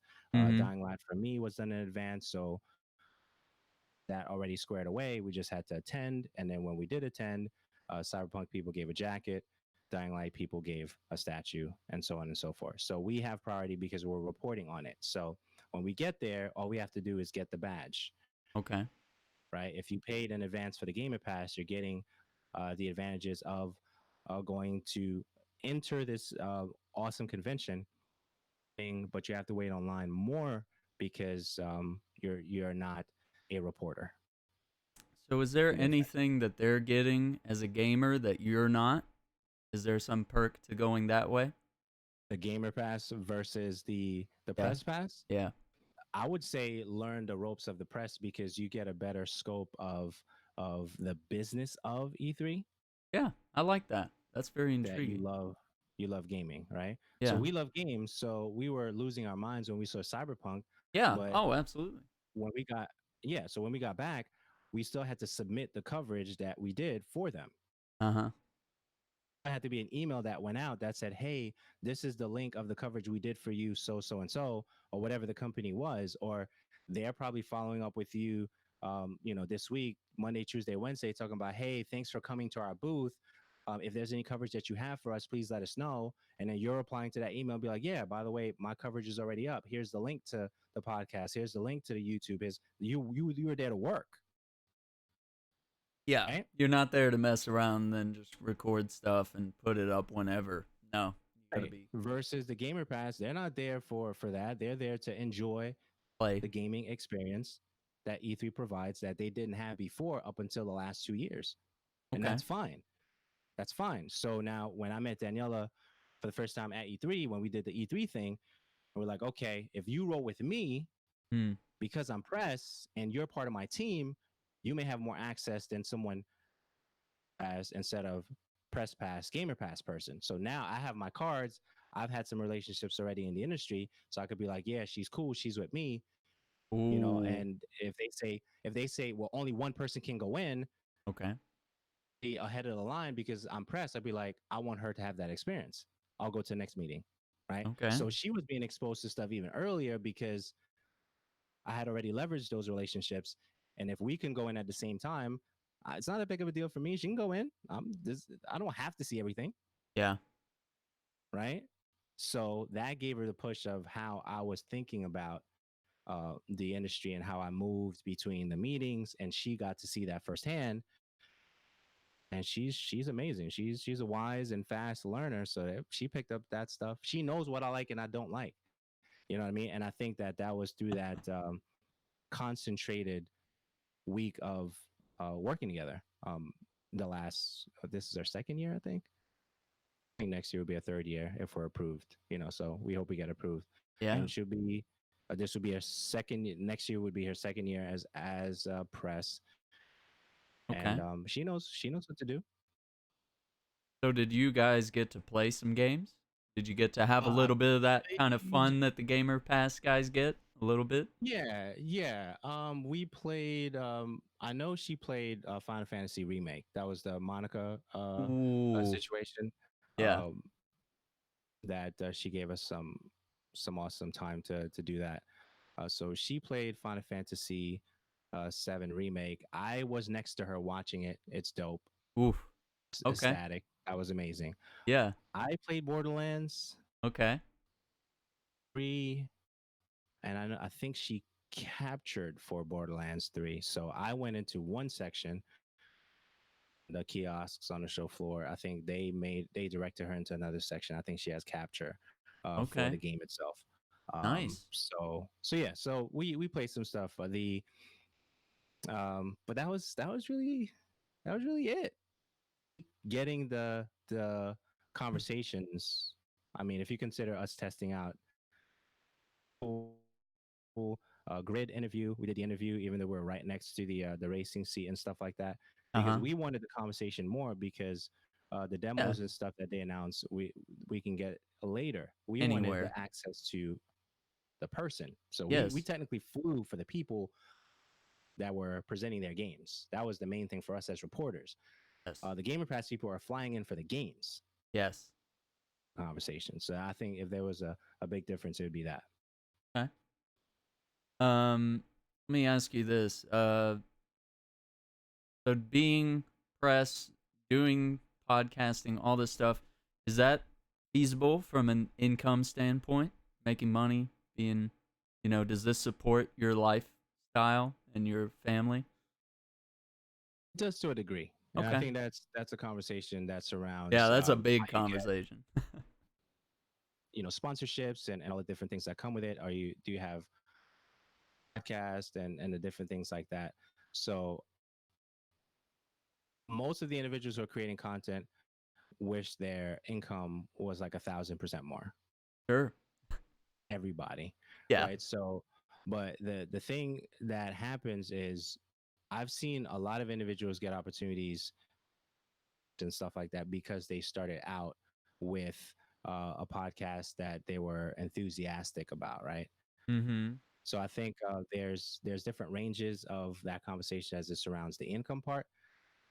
And you see the Lupos, the Carnages, and those guys, they usually have something set their business that is fruitful Okay. thing. So, and then another conversation that surrounds that is, do you have an LLC? Are you building stuff within that to protect your family? So, whether that's a teaching business, a brand that relates to gaming media, Hmm. do you have an umbrella that protects you?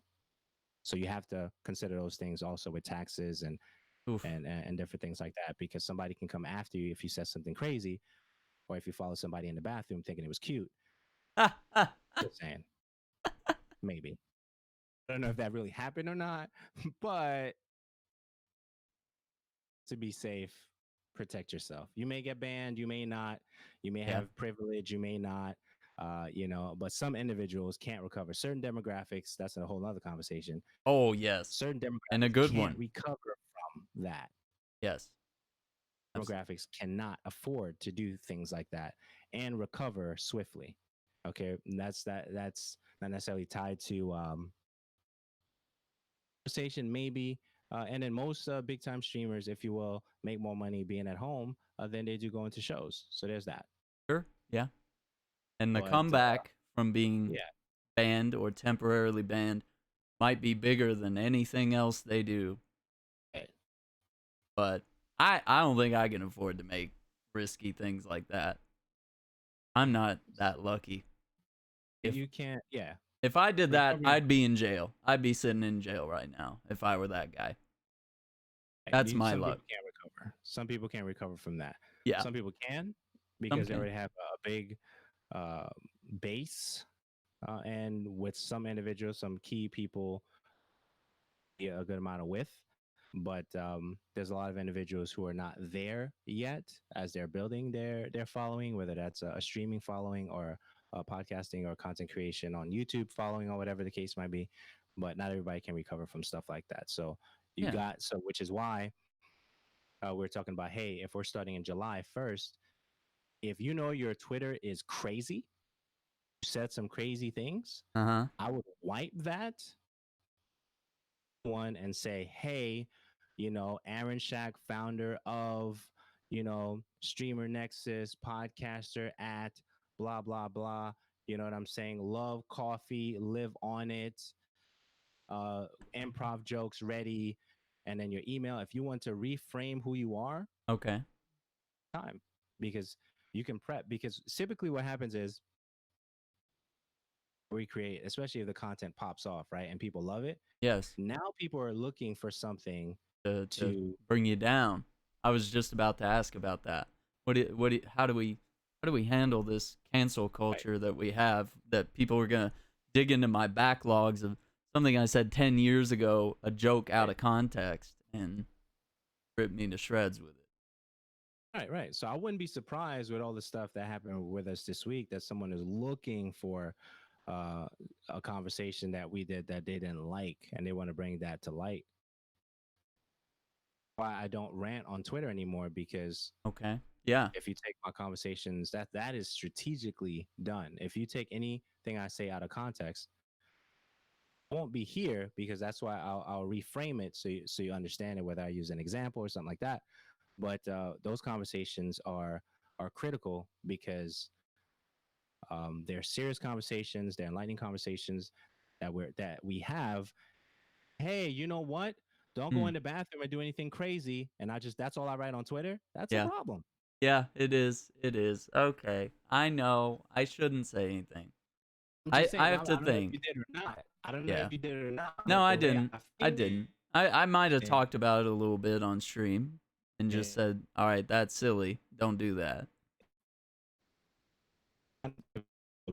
Hang on, you're cracking up on me. I'm getting some connection. Did we restart the call? come back. You going robot on me? Let's. Loud and clear. Oh, we're good. We're good. Never mind. Okay. You're Back. Yeah, right. we're Come back. Doing the robot stuff. Um. Okay, what were we talking about? We were talking about yeah, not going on the crazy Context, rants, right? 140 characters. Yeah, even if it's a friend having a problem. Okay, so and I could and that's let me think. Hold on. Okay. Breathe first before I go into this. All right, friends having problems, but I can't have certain conversations with your situation on Twitter. I can't. Yeah, that's true. That's Can't. small character count, very public. I can't. Yeah. And I care that you're having an issue. Yes. You know, what I hope you understand is telling everybody your business on Twitter is not cool. Okay. That's why I don't do it. If I have a situation with my wife right now, okay, so we're being honest, right? Full Okay. All context. right. Here we You want go. full context? Full I'm gonna give you full contact. context right now. All right. So that I was going to be recording this conversation tonight, right? Okay. Her thinking that she saw it in time. So when she came into the media room, I said, "Hey, I'm recording a podcast right now," and she said, "Hey, you should have told me." And she's right. Oh. Yeah, it is. It is Hey, she's right. yeah. Open I'm not lines saying of anybody's guilty communication. here. That right. I'm not saying this had nothing to do with Aaron. This has not. Let me be clear. This has nothing to do with Aaron. It's all Okay. my fault. Yeah. Absolutely. Okay. I'm on her side. Okay. But putting that information on Twitter with no Yeah. context No, is that's not dumb. good. That's really dumb. Right? Don't make your wife look bad, man. Don't make yourself look bad either, you know? Right? So she's completely right. Yeah, She's she right. is right. She's right. I should have gave her, You're a giving big her the jump heads on. up, man. She's not gonna deliver your dinner to the media room. Oh, I'm not gonna get dinner. That You know what I bridge mean? is burned. No, right? Right. So things like that. So and then I see a lot of individuals, and I don't know why to tell everybody that we're having challenges. If you're having challenges, talk to somebody that you trust, because quite frankly, most of the people that follow us don't care about our lives. Hmm. Right? Okay. Only 0.1% care about our lives, really. Okay. Yeah. Small. So me going popping off on social right now, three, with all the, rah rah good content that we have going on, Mm-hmm. that, my wife came in and I forgot to tell her that I was going to have this conversation. Nobody cares. Can we be honest? Yeah. No one no, one, cares. no one cares. You're in trouble tonight. You're in the Nobody doghouse. cares, man. That's what I'm saying. Nobody cares. And I think that when we get to a place where we're honest, and that's why I may not have a lot of friends, because can we be honest about the conversations we're having on and offline? Yeah. Right? Right. Our lives like that. They just want to know, not everybody. We talked about the point one. Mm-hmm. When is the next time you're going to do a piece of content? Did you get anything for that company? Or whatever the Yes. case might be, because cool with us because of our content, not because of our personality, right? And what that lends to Yeah. with the psychological terms and stuff like that, it's called a parasocial relationship. You have a relationship with me based on my content, not with me. Okay. You don't know me, Yeah, right? that's You don't know true. how long I I've don't been know married. you. You don't know how Nope. old my daughter is. You don't know what kind of car I drive. Some people might, right? That kind of a thing. But you don't know me. You know the content. You may know a little bit about me because we've had conversations that we're trying to do the late night party chats. That's not weird, right? That's not Yeah, weird. that's in context. Context, everything is cool. Everybody's cool. Yeah, Nobody's we're me cool. too or anything like that. And we're learning about each other, right? That's cool. Individuals that listen to us only know a little bit about us, and they hear segments and they put those pieces together. Mm-hmm. And sometimes they make it awkward because they try to have a joke context of when they meet us, and then we have to either bail them out or expose them. Okay. That could be weird too, because if you are a fan, whatever, or supporter, whatever you want to call yourself, as it relates to that kind of relationship, and then you come in and you're trying to make a joke that was partly joke, partly serious, and you didn't get the full context because you fast forwarded past the ads, and right within the ads, the part of the joke was in the beginning of that ad, and you missed it. Oh, yeah. I'm saying, Yeah. So now we're having a different conversation because you weren't what was going on. And some nice people may bail you out. Be like, bro, that's what happened, bro. You didn't catch that part. Oh man, I wish you had listened to that particular. Be like, bro, what are you talking about? That was like 8 episodes no. ago. Yeah. It could be weird. So what the whole point is, there are certain conversations at a certain point in our journey we can't have on Twitter anymore. Okay. Can't. So what's Twitter for? Tell me that. Twitter is great for relationships in that are on there, right? A lot of the major players for the company, the comms, the relation person's on there, the VP's on there, the president is on there, and sometimes the president is directly attached to the main Twitter for that company, whether that's a Astro Gaming or LF Gaming or Bungie, or then you have the community managers, for Cosmos and the DJs of the world and all that stuff. So Yeah. you can begin creating or crafting your content as you're doing your long form content, short form, tagging those companies, and they start getting aware of who you are. They may have an influencer email at company.com that you can see and reach out to. Be like, hey, I just started my stuff. I'm 30 episodes in. I did 8 to 6 episodes of your stuff. Can I send it to your community manager? So you can build like that. You can do stuff like that. Okay. Some people have their DMs open. You can do that. You have personal relationships, or you're building those personal relationships because you're going to see these people at events. You can start courting them now on your preference, right? So if you're courting somebody, you don't say, "Hey, let's get married" as soon as you tweet them for the first time. Where are those codes at though? send me the Codes, send me the code. influencer I wanna play relations. Shadow Shadow Now, Judgment is out next week. No, dude, you don't do that. And Judgment is out next week, isn't it? It 26th, I is, think. I think Yeah. it is. Oh my god, I can't wait, dude. I can't wait. It's gonna be I hope great. I get a code, Give me a but code. you No, yeah, quoting the companies, right? for sure. People who are listening to your content that are very active on Twitter, and they reach out, and if they have a question for you or something like that, you can start asking, or not asking, but answering those questions on social and be like, hey, I want to answer those questions in real time so I could frame it better. So I don't do you a disservice on trying to answer it in 100 and 250 or 280, whatever it is now, characters, right? I'd much rather frame it where if you had some follow-up questions, I can answer it real time, right? So you Yes. can build and court a lot of the individuals on social, and maybe you're an inspirational person. You could be like, hey, today's your day. I know you're gonna have an impactful day. Maybe you're the quote person, right? Maybe you're the Socrates or Shakespeare of Twitter. That's fine too. Yeah. Spot. My spot now is courting the people that I want to work with, like in a realistic way, right? Not trash them, 6 months, and then at a conference that they're going to be at, now I want to give them hugs, Yeah. Yeah. right? Because if you want to keep the same energy from trashing them, keep it all the way across and trash them in person. But you're not going to do that because you have anonymity behind the keyboard. You don't want to have that conversation because you want to be Mr. Big or whatever behind the keyboard, but yet that company is going to be the one that give you shadow keep in September. Now you're drooling and you're begging. Yeah. Right? It doesn't work. It doesn't work. So We it's can't much be easier to fake.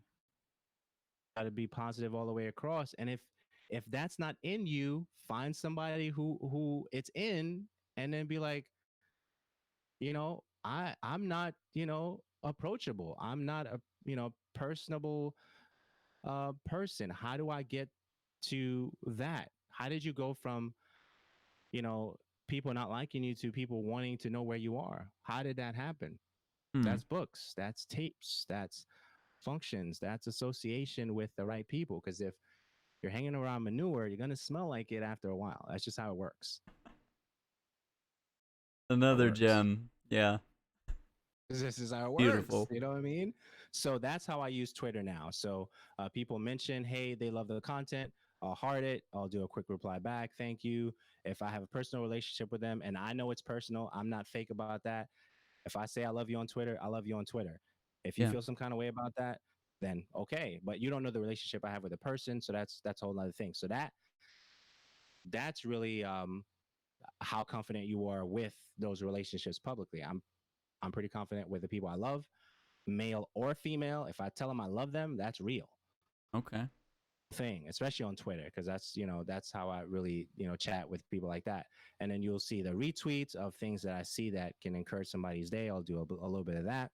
Yeah. Obviously, a lot of the content of the video stuff that we're doing, clips of that, 20 seconds to 30 seconds. Twitch clips do that right on IG and Twitter. So it's a combination of all those things, but all of it is positive stuff. The thing I want is for you to be mad because I didn't give you a hug during an event, and then you go Mm. trash me on Twitter. Yeah. Sure. That I like those little Uriah tidbits, those little one line proverbs. You I don't get know, what you pay for. You, I don't know. yeah, that's what I'm This saying. little thing. But it's those things that like one person told me today that share I can't share names, but I'll share this. I'll share the Okay. experience. Um, Someone said, "Hey, let's be all about positivity." I'll start. I'll mention Uriah because he helps me be my best self. If you saw that tweet, you probably know who I'm talking about. Okay, so Okay. within that conversation, I replied. I told that person, "Hey, you've been a mentor to me throughout the years. Love you for that. Appreciate it. Blah blah blah." And then so it was like almost a chain of encouragement of the individuals that you were thinking about that at that time. I think I did Khalif from Spawn on Me. I did Miss DJM, and it's an invitation for you to. And I think it's an open invitation for Mm. anybody to go into that thread and say, "Hey, this person impacted my life. Show them some love." Boom, boom, boom, and it's a chain. That's the intent. Okay. Yeah. Here's what happened. So within that conversation with the person that said whatever they said about me, a community manager of a big company because of that. Okay. Okay. And it goes to show you that when somebody shows, puts, let me phrase that, puts their stamp of approval on you, you don't know what that's going to turn out to be. So now that could be anything. Manager has a lot of pull for the company that they work with.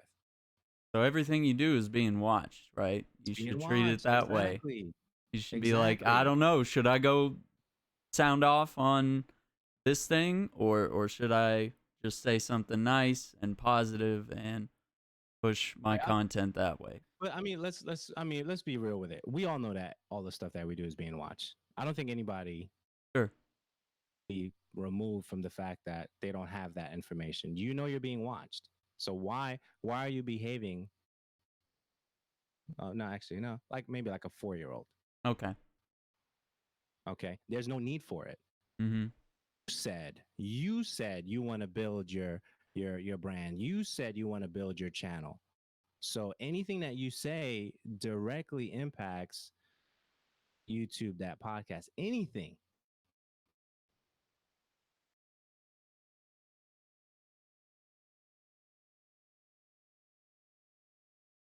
That's true. You said. You said it. Yeah. Now, what are we doing about that? So if you really believe that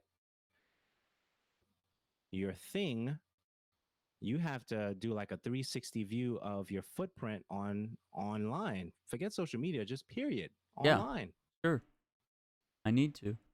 Even in the comments of the dude, like this week, Hmm. I'm replying to YouTube comments, and from what I understand, YouTube comments is the pit of like Yeah, it's rough. it hasn't been rough for me. People have been It's, really kind. it's one of the circles of hell from That's Dante's that's what I Inferno. hear. It's yeah, it's But in there. kind. They've really, showed a lot of love. And after every comment I've been able to see and reply to, hey, thanks. Yeah. Appreciate you tuning in. Have a blessed day. And then boom, reply. That's it. Like problems, man. Yeah. That's good. That's how you know you're doing something right too. And that's what we want for everybody. That's not We're not exclusive to that. We want that for everybody because all those little decisions that you make, whatever you're thinking about on posting on social the next 5-10 minutes could directly impact the company that you want to work Yes. with in the future. Nobody cares that you're depressed today. I'm sorry. Yeah. I mean, we got to be honest. It's rough. Depressed, It's share it's with somebody you love y- that you're down today, and yes. then Share it with your get people, get your hug, circle. the hug that you want to get. Let Yeah. somebody embrace you. Not a Me Too way, but let somebody embrace you. Yeah. Okay. Nobody's giving you hugs on Twitter. You're not going to get it there. Have a cup of tea, sit on the porch with somebody, watch a couple of cars go by, okay? Mhm. Park, hold somebody's hand that you love or care about. And then when you get your strength emotionally or whatever, jump back on Twitch and pull a 12-hour, whatever, 8, Here we 6, are. whatever. That's what I did today, man. We you know, I spent some time with family and we chilled and we talked. We talked about video games with my cousins, hung out with the dog, and then I said, "All right, I want to get on Twitch and I want to talk. I want to get in here and dig in." And I saw Uriyya was doing something and I messaged him and I was like, "Let's do something. Let's chat." Cuz it's been too Okay, long. so And so that's these okay. are infrequent and they should be more often sometimes. So that I see the comment by Taco. Yeah, Well, yeah. it's What do we human. got? But sometimes you literally don't know where to go. Okay, so let me roll with that. Let Okay. me roll with that. In my experiences, Yeah. people I didn't want to call that were my elders are exactly where I needed to go. Okay. Aunt I didn't speak for a long time, uncle or something like that. I really respect an elder that's always dropped wisdom, that always showed that they cared about me, whether I was wilding out or I was being good. Hmm. One or two individuals that even if I haven't spoken to them in a while, if I call them right now, I know that I would get some encouragement. They're not going to ask me, "Oh, well, are you doing this? Are you doing that?" They're just going to listen to what I'm saying and encourage me before I get off the phone. Okay. Has to be, because your family is big enough. There's somebody, right? You know what I'm saying? So there, you have to be compassionate and different things like that as it relates to the situation. But most families are big enough where there's one or two individuals, elders, or older cousin or somebody that you respect and you look up to, and they've always showed you love that you can talk to, and they'll hear you. Yes. Half an hour away, phone call away, somebody's there. Sure. And once you get the strength you need, whether that's a close friend or somebody you look up to in the industry, outside the industry, that you've been talking to on social, off social, that they're willing to give you that encouragement. And then once you get your strength, you get your legs back, and you pop on and you do your content. There's always one person. Okay. So Family. just I guess what we might have been saying to contextualize it is you know, just shouting that you're having a bad day into the void doesn't do anything. Right. It doesn't do anything. Yeah. It doesn't do anything So you got to because do what something that creates action, whether it's getting in touch with a loved one, a friend, a confidant, and maybe that is on Twitter. Maybe you can do that on Twitter, but just like tweeting at everyone and saying "love me" is hard, gonna right? work. It's not gonna work. I wish It's it not. worked. I could use some loves. There's some days where I need it bad.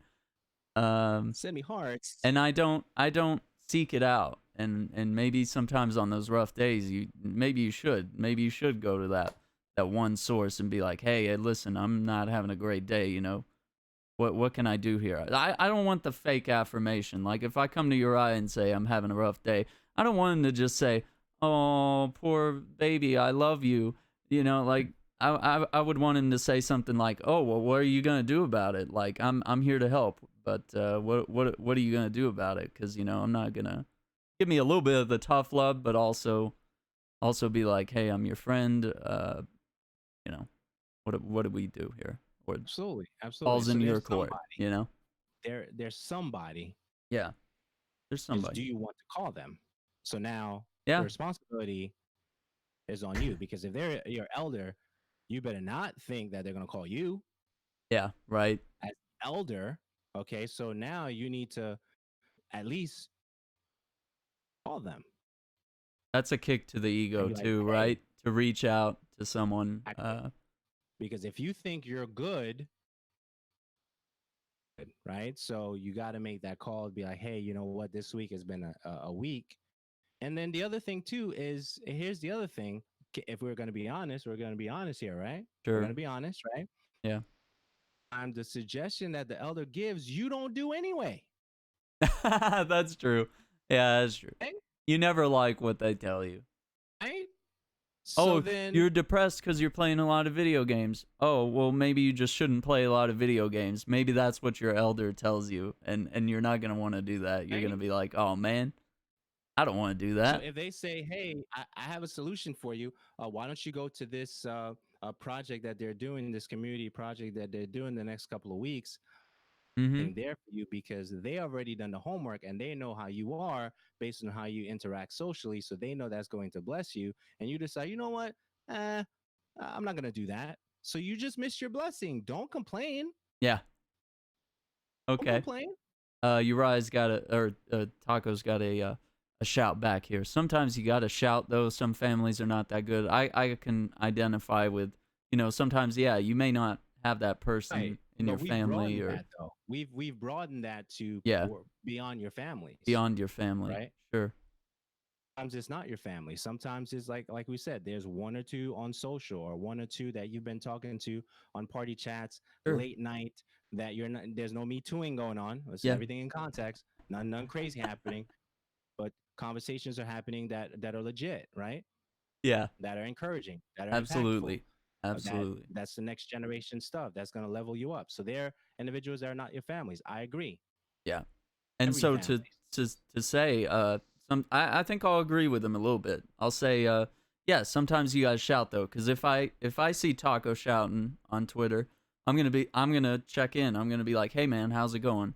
Jump in the DMs, all context and say like, "Hey man, tell me about the rough day or how can I help?"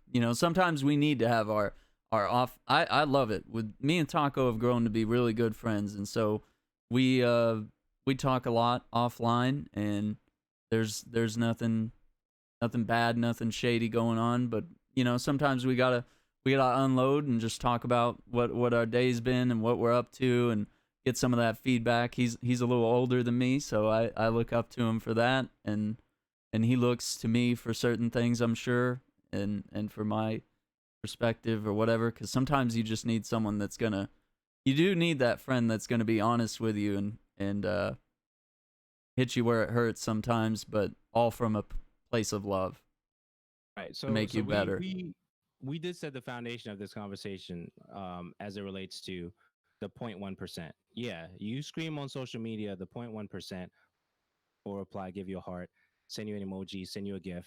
So we did mention that. I didn't think we were dismissing any of that. Yes, Shouting on social media once in a while works, and maybe you might get somebody who's sliding your DMs yes. that extend the conversation to make sure you're okay. Or you Not might saying not. you shouldn't You do might that. get no one, and that's Right. scary because Exactly. people might need help and they're screaming and nobody's listening. Exactly. Well, what I am saying is that Yeah, not everybody cares. And you have to understand that the people who actually care, yeah, whether you're on social or not, whether you get big numbers or not, whether you get, viral or not, they just care about you as the person. They want to make sure that you're encouraged, you're strengthened to do whatever you're going to do. And sure. sometimes that's on social and sometimes that's not. All right, so I Okay, think we covered that whole spectrum. for So yeah, sure. if I want to shout that I miss the time to text my wife because I was going to have a conversation like this, there's going to be a 0.1% that's going to be like, yo, well, she's right, Yeah, and be like, yo, why did you miss the window? Were you doing something? yeah, bro. So that could open a whole another conversation. So we can, right? There's going to be the 0.1% that's going to reply. It's usually 2 to 3 people. It's not. And if you have 500, 600 people that follow you or more, They're gonna it's going see to be it. like two to four, maybe that care. Outside of that, and that's hard for some individuals to digest. I get it. But if we believe that, the 1,400 people that follow us, every single person care about our content, that's not realistic. Digest.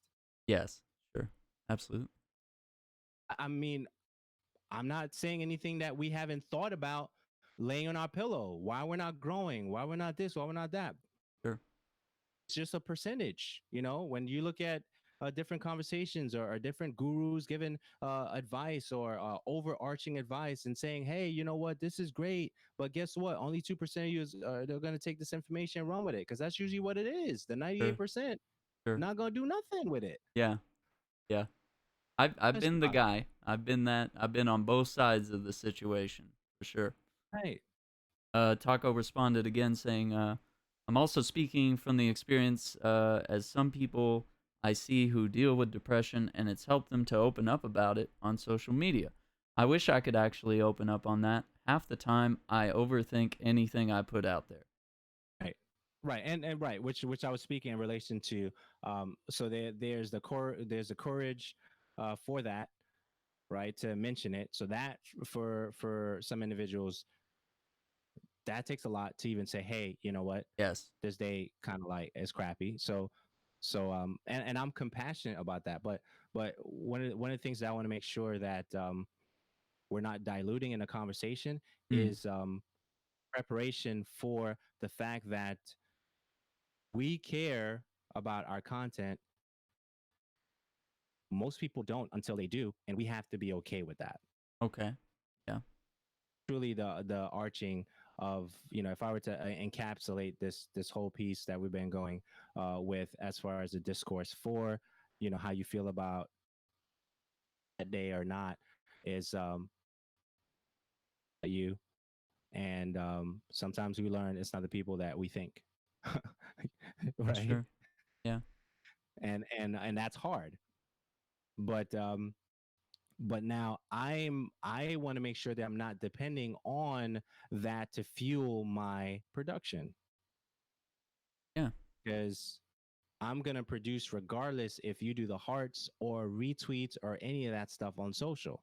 Now I may not do it as fast as I would want to, because human uh is a blessing in context, everything in context, right? yeah, yeah, absolutely, But that doesn't drive me to create or producing for the retweets and the likes.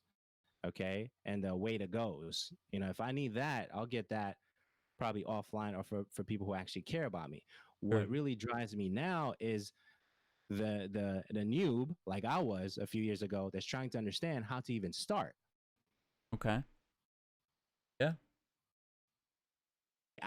There's a new person coming in, be like, how did you do that overlay? You know what I mean? Like, yeah, how'd you do sure, how'd you do that? That's a cool banner. How'd you cut that banner? What did you use? Okay, well, there's a free program called GIMP. You can use that, right? So we always have to be ready to yes, share the information we learn. So that's my driver. It's not retweets, yeah, right? I love my Twitch to blow up, where I can get over whatever the number is, the ideal number in my mind, which I don't know, because I don't know, sure, yeah, same. right? We all want that number. We don't know what it is. It's never enough. It's Right. It's never enough. And on top of that, you want to go back to this number because that's when you were most intimate with the people that were there, the 5 to 8, scary. the 5 It's scary, but it's true. Yeah, 5 to 25, right? Because you know everybody by name, you know their families and stuff like that. But you want 100, 175.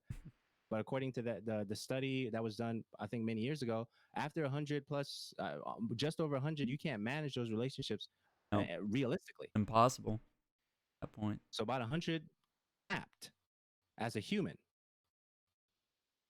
They have mastermind groups that are 100 and under. That's there's a reason for that, right? 50 and under. That if you don't make it this year or you don't pay your dues, you don't get in. And that elite group of individuals for that mastermind, whatever that company is doing. So we really have to be. It goes back to what we mentioned already. You have to be honest about what you're doing online. Okay. Honest about what you're doing online. What is your modus operandi? What drives you to do this? What are you passionate about? Is it the likes? I think they're cool, they're great. Nice. Hey, That's not my driver though.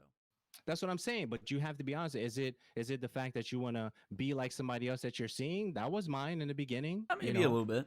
Okay. Got Fine. our idols, right? Right? Do you want to catch some of the interviews that they got because you believe that you can do it better? That's fine. Hmm. Point. That stuff is it's done. It's vapor, right? At some point, that's not going to mean anything once you get there. Yeah, So there has to be something that transcends the stuff that you're doing now, that's true. retweets and the hearts. Because what if they heart it the first hour and they unheart it the second? Now, how do you Uh, feel? not good. You got to be honest. It's hard, and it's hard. And so now, if this is hard information to digest, then that's what separates the individuals that are coming in from the elites. Because we have to work that stuff out. We have to. If we're gonna go crazy numbers Yeah. of big players, we have to work all that stuff out. And while we're working it out, we have to do what we have to do. So these are hard conversations to have. I'm not saying it's easy to say, "Hey, you're depressed that day. Yeah. Oh no. Speak None to of a this loved is. one." I'm not saying it's easy.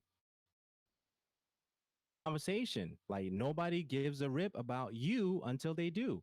And Till if they you do. think that just because you have a following on Twitch that everybody cares that shows up in your chat, No. you're mistaken. Yeah, just wait until Right? something happens and you'll find out, right? Right? I got the wrong And it's you. Astro headset. I got pretty mad about it. Nobody, you saw nobody cared. Like one or two people were like, "I That's hope what you I'm work it saying. out," and I was like, "Okay, we will. I'll be nice. I'll be kind. There's no reason to be rude, but So that's we that's got it it. done."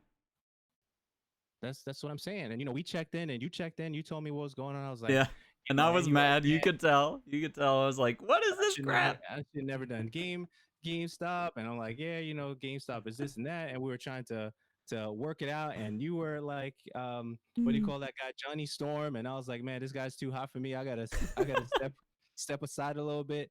But you needed a little time to cool off, right? Yeah, But I that doesn't did. mean that I I was going did. away from the situation. I was just giving you time to cool off. Yeah. Getting the wrong thing, which happens, Yeah, it is not does. a good feeling because you're excited about it. Yeah. You're ready to share it with your community. You want to tell them, how good it is and how dope it is, and then they Hmm. send you the wrong thing, and now you got to wait another week. Yeah. Yeah, and I did. But it was worth it. And it was worth maintaining my cool and keeping everything good and being nice to everybody. Cuz you Right. preserve those relationships and another day they might need your help or you might need theirs and you want to have that those good terms. Right. So you have those things. So you have to get off the ground basically. I'm not saying I don't have any insecurities, right? I would love my Sure. Twitch to be, and I think that's unfair as I'm thinking about it because I have to work these things out real time. It's unfair to the individual showing up that I'm thinking about more people. Yeah, That's sure. disrespectful. Yeah, yeah, it's like you don't So matter. I want more people. right, exactly. So I want whatever God has for me heading Sure. in that direction. That's great. I love the people that are there. Yes. They stay with me forever. So we have to make sure we solidify that conversation, right?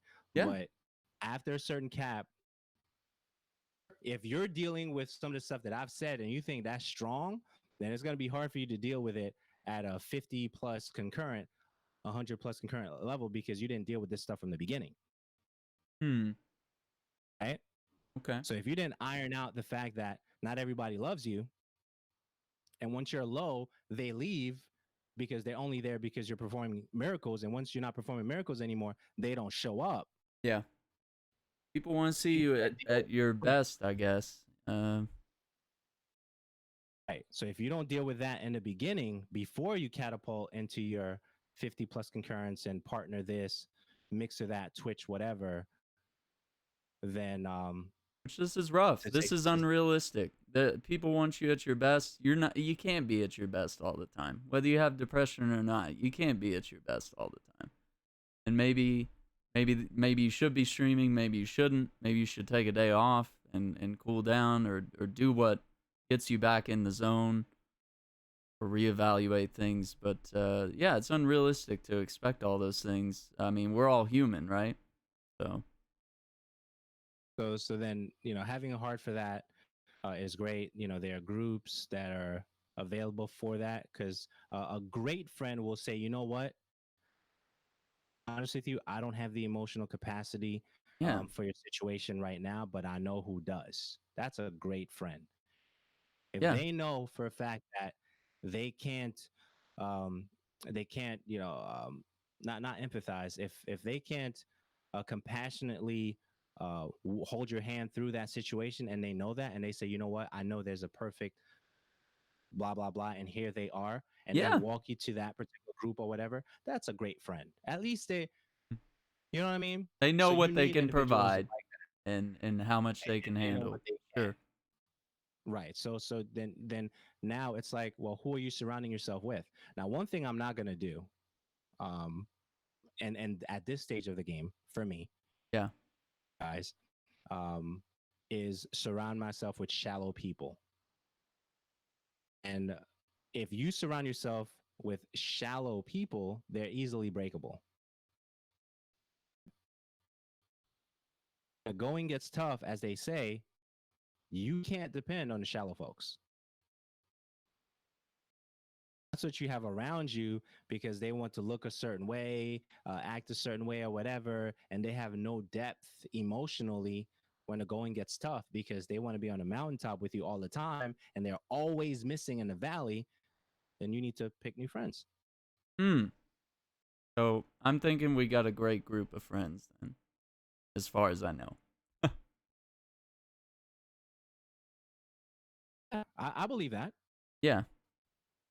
I believe that. I just looked at Taco's tweet. That was the pause. So I'm thinking real time. That's why you heard that pause. I looked at the tweet. Says sometimes you just need a break. That I was reading it. Yeah, yeah. So Absolutely. 100%. so shallow people, they're breakable, Yes. easily breakable. Shoot, now you have to pick up the pieces, and you're not you're not even fully together. So now, so now they've put their stuff on you. Now you got to pick up their pieces, and you're not even right yourself. So that's why shallow people are no good. Okay. They love the shoes, they love the bags, or whatever the case might be. They love the new gear. They love to sound like an awesome podcaster, whatever the case might be. But when you really need them to have a conversation, they can't pour into your life. They can't add value. They can't encourage you. Hmm. They can't support you. That's not who you want. That's what builds who you see most of the time. Behind all the persona of the big time people, there's a Jessica Blevins, right? Yeah. Ninja's wife. There's a Sure. hardcore pillar of somebody. There has to be. Nobody There does this on their own, right? has to 100%. be. There has to be. So as you're building your core, your base foundation for whatever project that you're doing, online or offline, depending on how you do that. Yeah. Obviously, this is an online conversation because we're dealing with the fact that we're personalities, individuals, but yet we have to make sure we manage them in such a way where we're not hurting them in the process, right? Yeah. Real time. But yet we have our own insecurities that we're working out. And yet if we're feeding them, quote unquote, right? Like, okay, we're in church now. If we're feeding them, right? Yeah. Right. So if you're if you're feeding them, but you're hanging out with shallow people, that's after a while that's going to trickle down to them. So now they're going to get your personality because they want to be like you. So now you have a whole bunch of shallow people hanging out together in a stream, and then I show up, be like, "Hey guys," they'd be like, "Who's this guy? Oh, I'm never coming back here again." Yeah. Who's this goody two shoes over here? Yeah. So that culture shifts down to the individuals that are hanging out with you. That's why you have Ashley Christ. They have the it's not a potato. What is it? I think she has a sweet potato. They all have a squad. right? Yam fam. Okay, so Ashley Christ, her thing is Yam fam, right? Yeah, And you I'm a have other fan. groups that have a name for that group of the Okay. individuals because her personality and culture has trickled down to that group of individuals, whether that's her local concurrence or anybody who's heard of her that keep going back to that stream and see what she does on a regular basis. They have pretty much they've encapsulated, if you will, her personality. And anybody I meet from the Yam fam, I know it's going to be a great experience because her personality is pretty chill, pretty dope. So that trickles down, right? But if she's hanging out with shallow people and she's not protecting herself, then that's going to trickle down and you're going to run into individuals that's going to do crazy things. And I think all that stuff before, so if you're not protecting what you're listening to and you think that that stuff you're strong enough to intake it and not affect you in a certain way, then you're not really understanding how the mind works, right? The mind is a sponge. We've heard that when we were younger. It is. Okay. So anything that we're associated with, close knit with, is going to trickle down. It's going to come out in some way, shape, or form, which is why when parents are raising kids, if you're a parent's raising kids, you know that there's certain things you don't want your kids around because you understand that the Oh yeah. mind is a sponge. That's no different than us, right? So if you're an elite content creator and you know you're there yourself when you're off camera, right? Because you know you're dope. If you're an elite content creator, you can't hang out with chickens if you're an eagle. Doesn't make sense. Okay. Yeah. Joey Doesn't make sense. dropping some quotes in here too.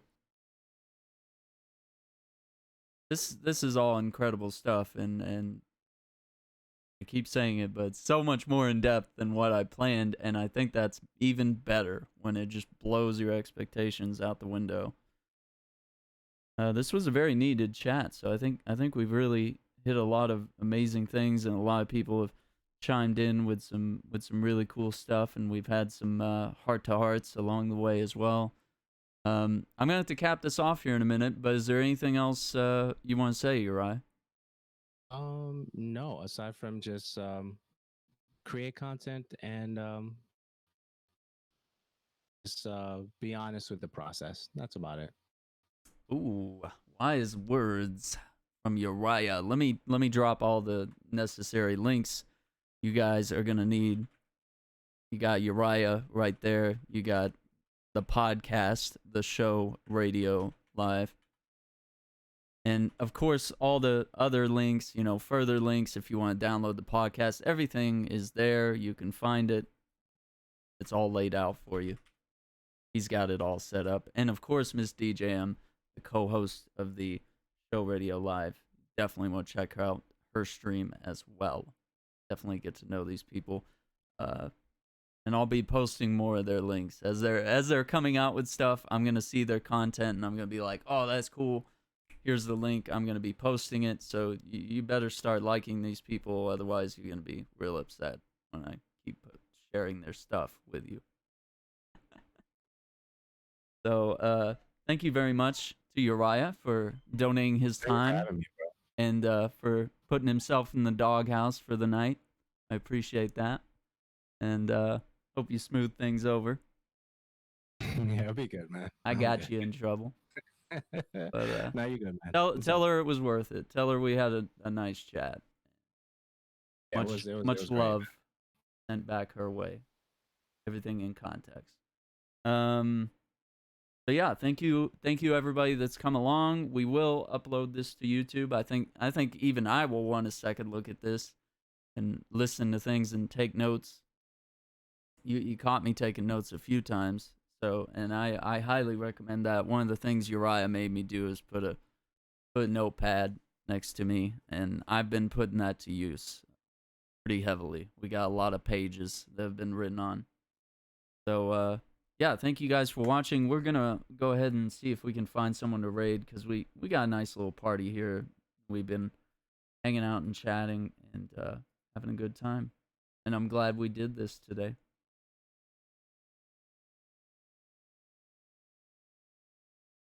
Oh my gosh, Jill is on the Sea of Thieves. Why don't we go check out the one and only It's Only Jill?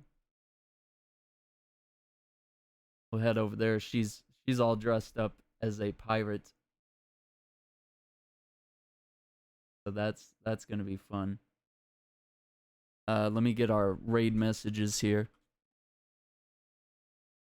Copy and paste one of those. Let's go and show Jill some support. She's been on a really cool drive. She's been doing lots of different face paints and lots of different really cool activities on stream. You know, doing the Sims 400 baby challenge. You know, she's got a day reserved to play Sea of Thieves. You know, and days to do all these other things. And she's kind of doing like the pirate cosplay right now. That's really cool. She's changed all her emotes, and her face paint yesterday was rainbow themed. Her emotes are rainbow themed. She's been being a part of that LGBT Pride Month, and that's been really cool to see someone really support all that and turn around and basically almost like rebrand to be in support of that for a month. I think that's really cool. That's such a neat idea, and I think she's really doing everything really strong. I'm proud of her. So let's head over there and let's raid It's Only Jill. So one more time, thank you Uriyya for being with us. Thank you chat Bro. for inspiring us and being here to promote good discussion. And we will catch you guys, I'm assuming tomorrow, probably. So thank you and have a good night.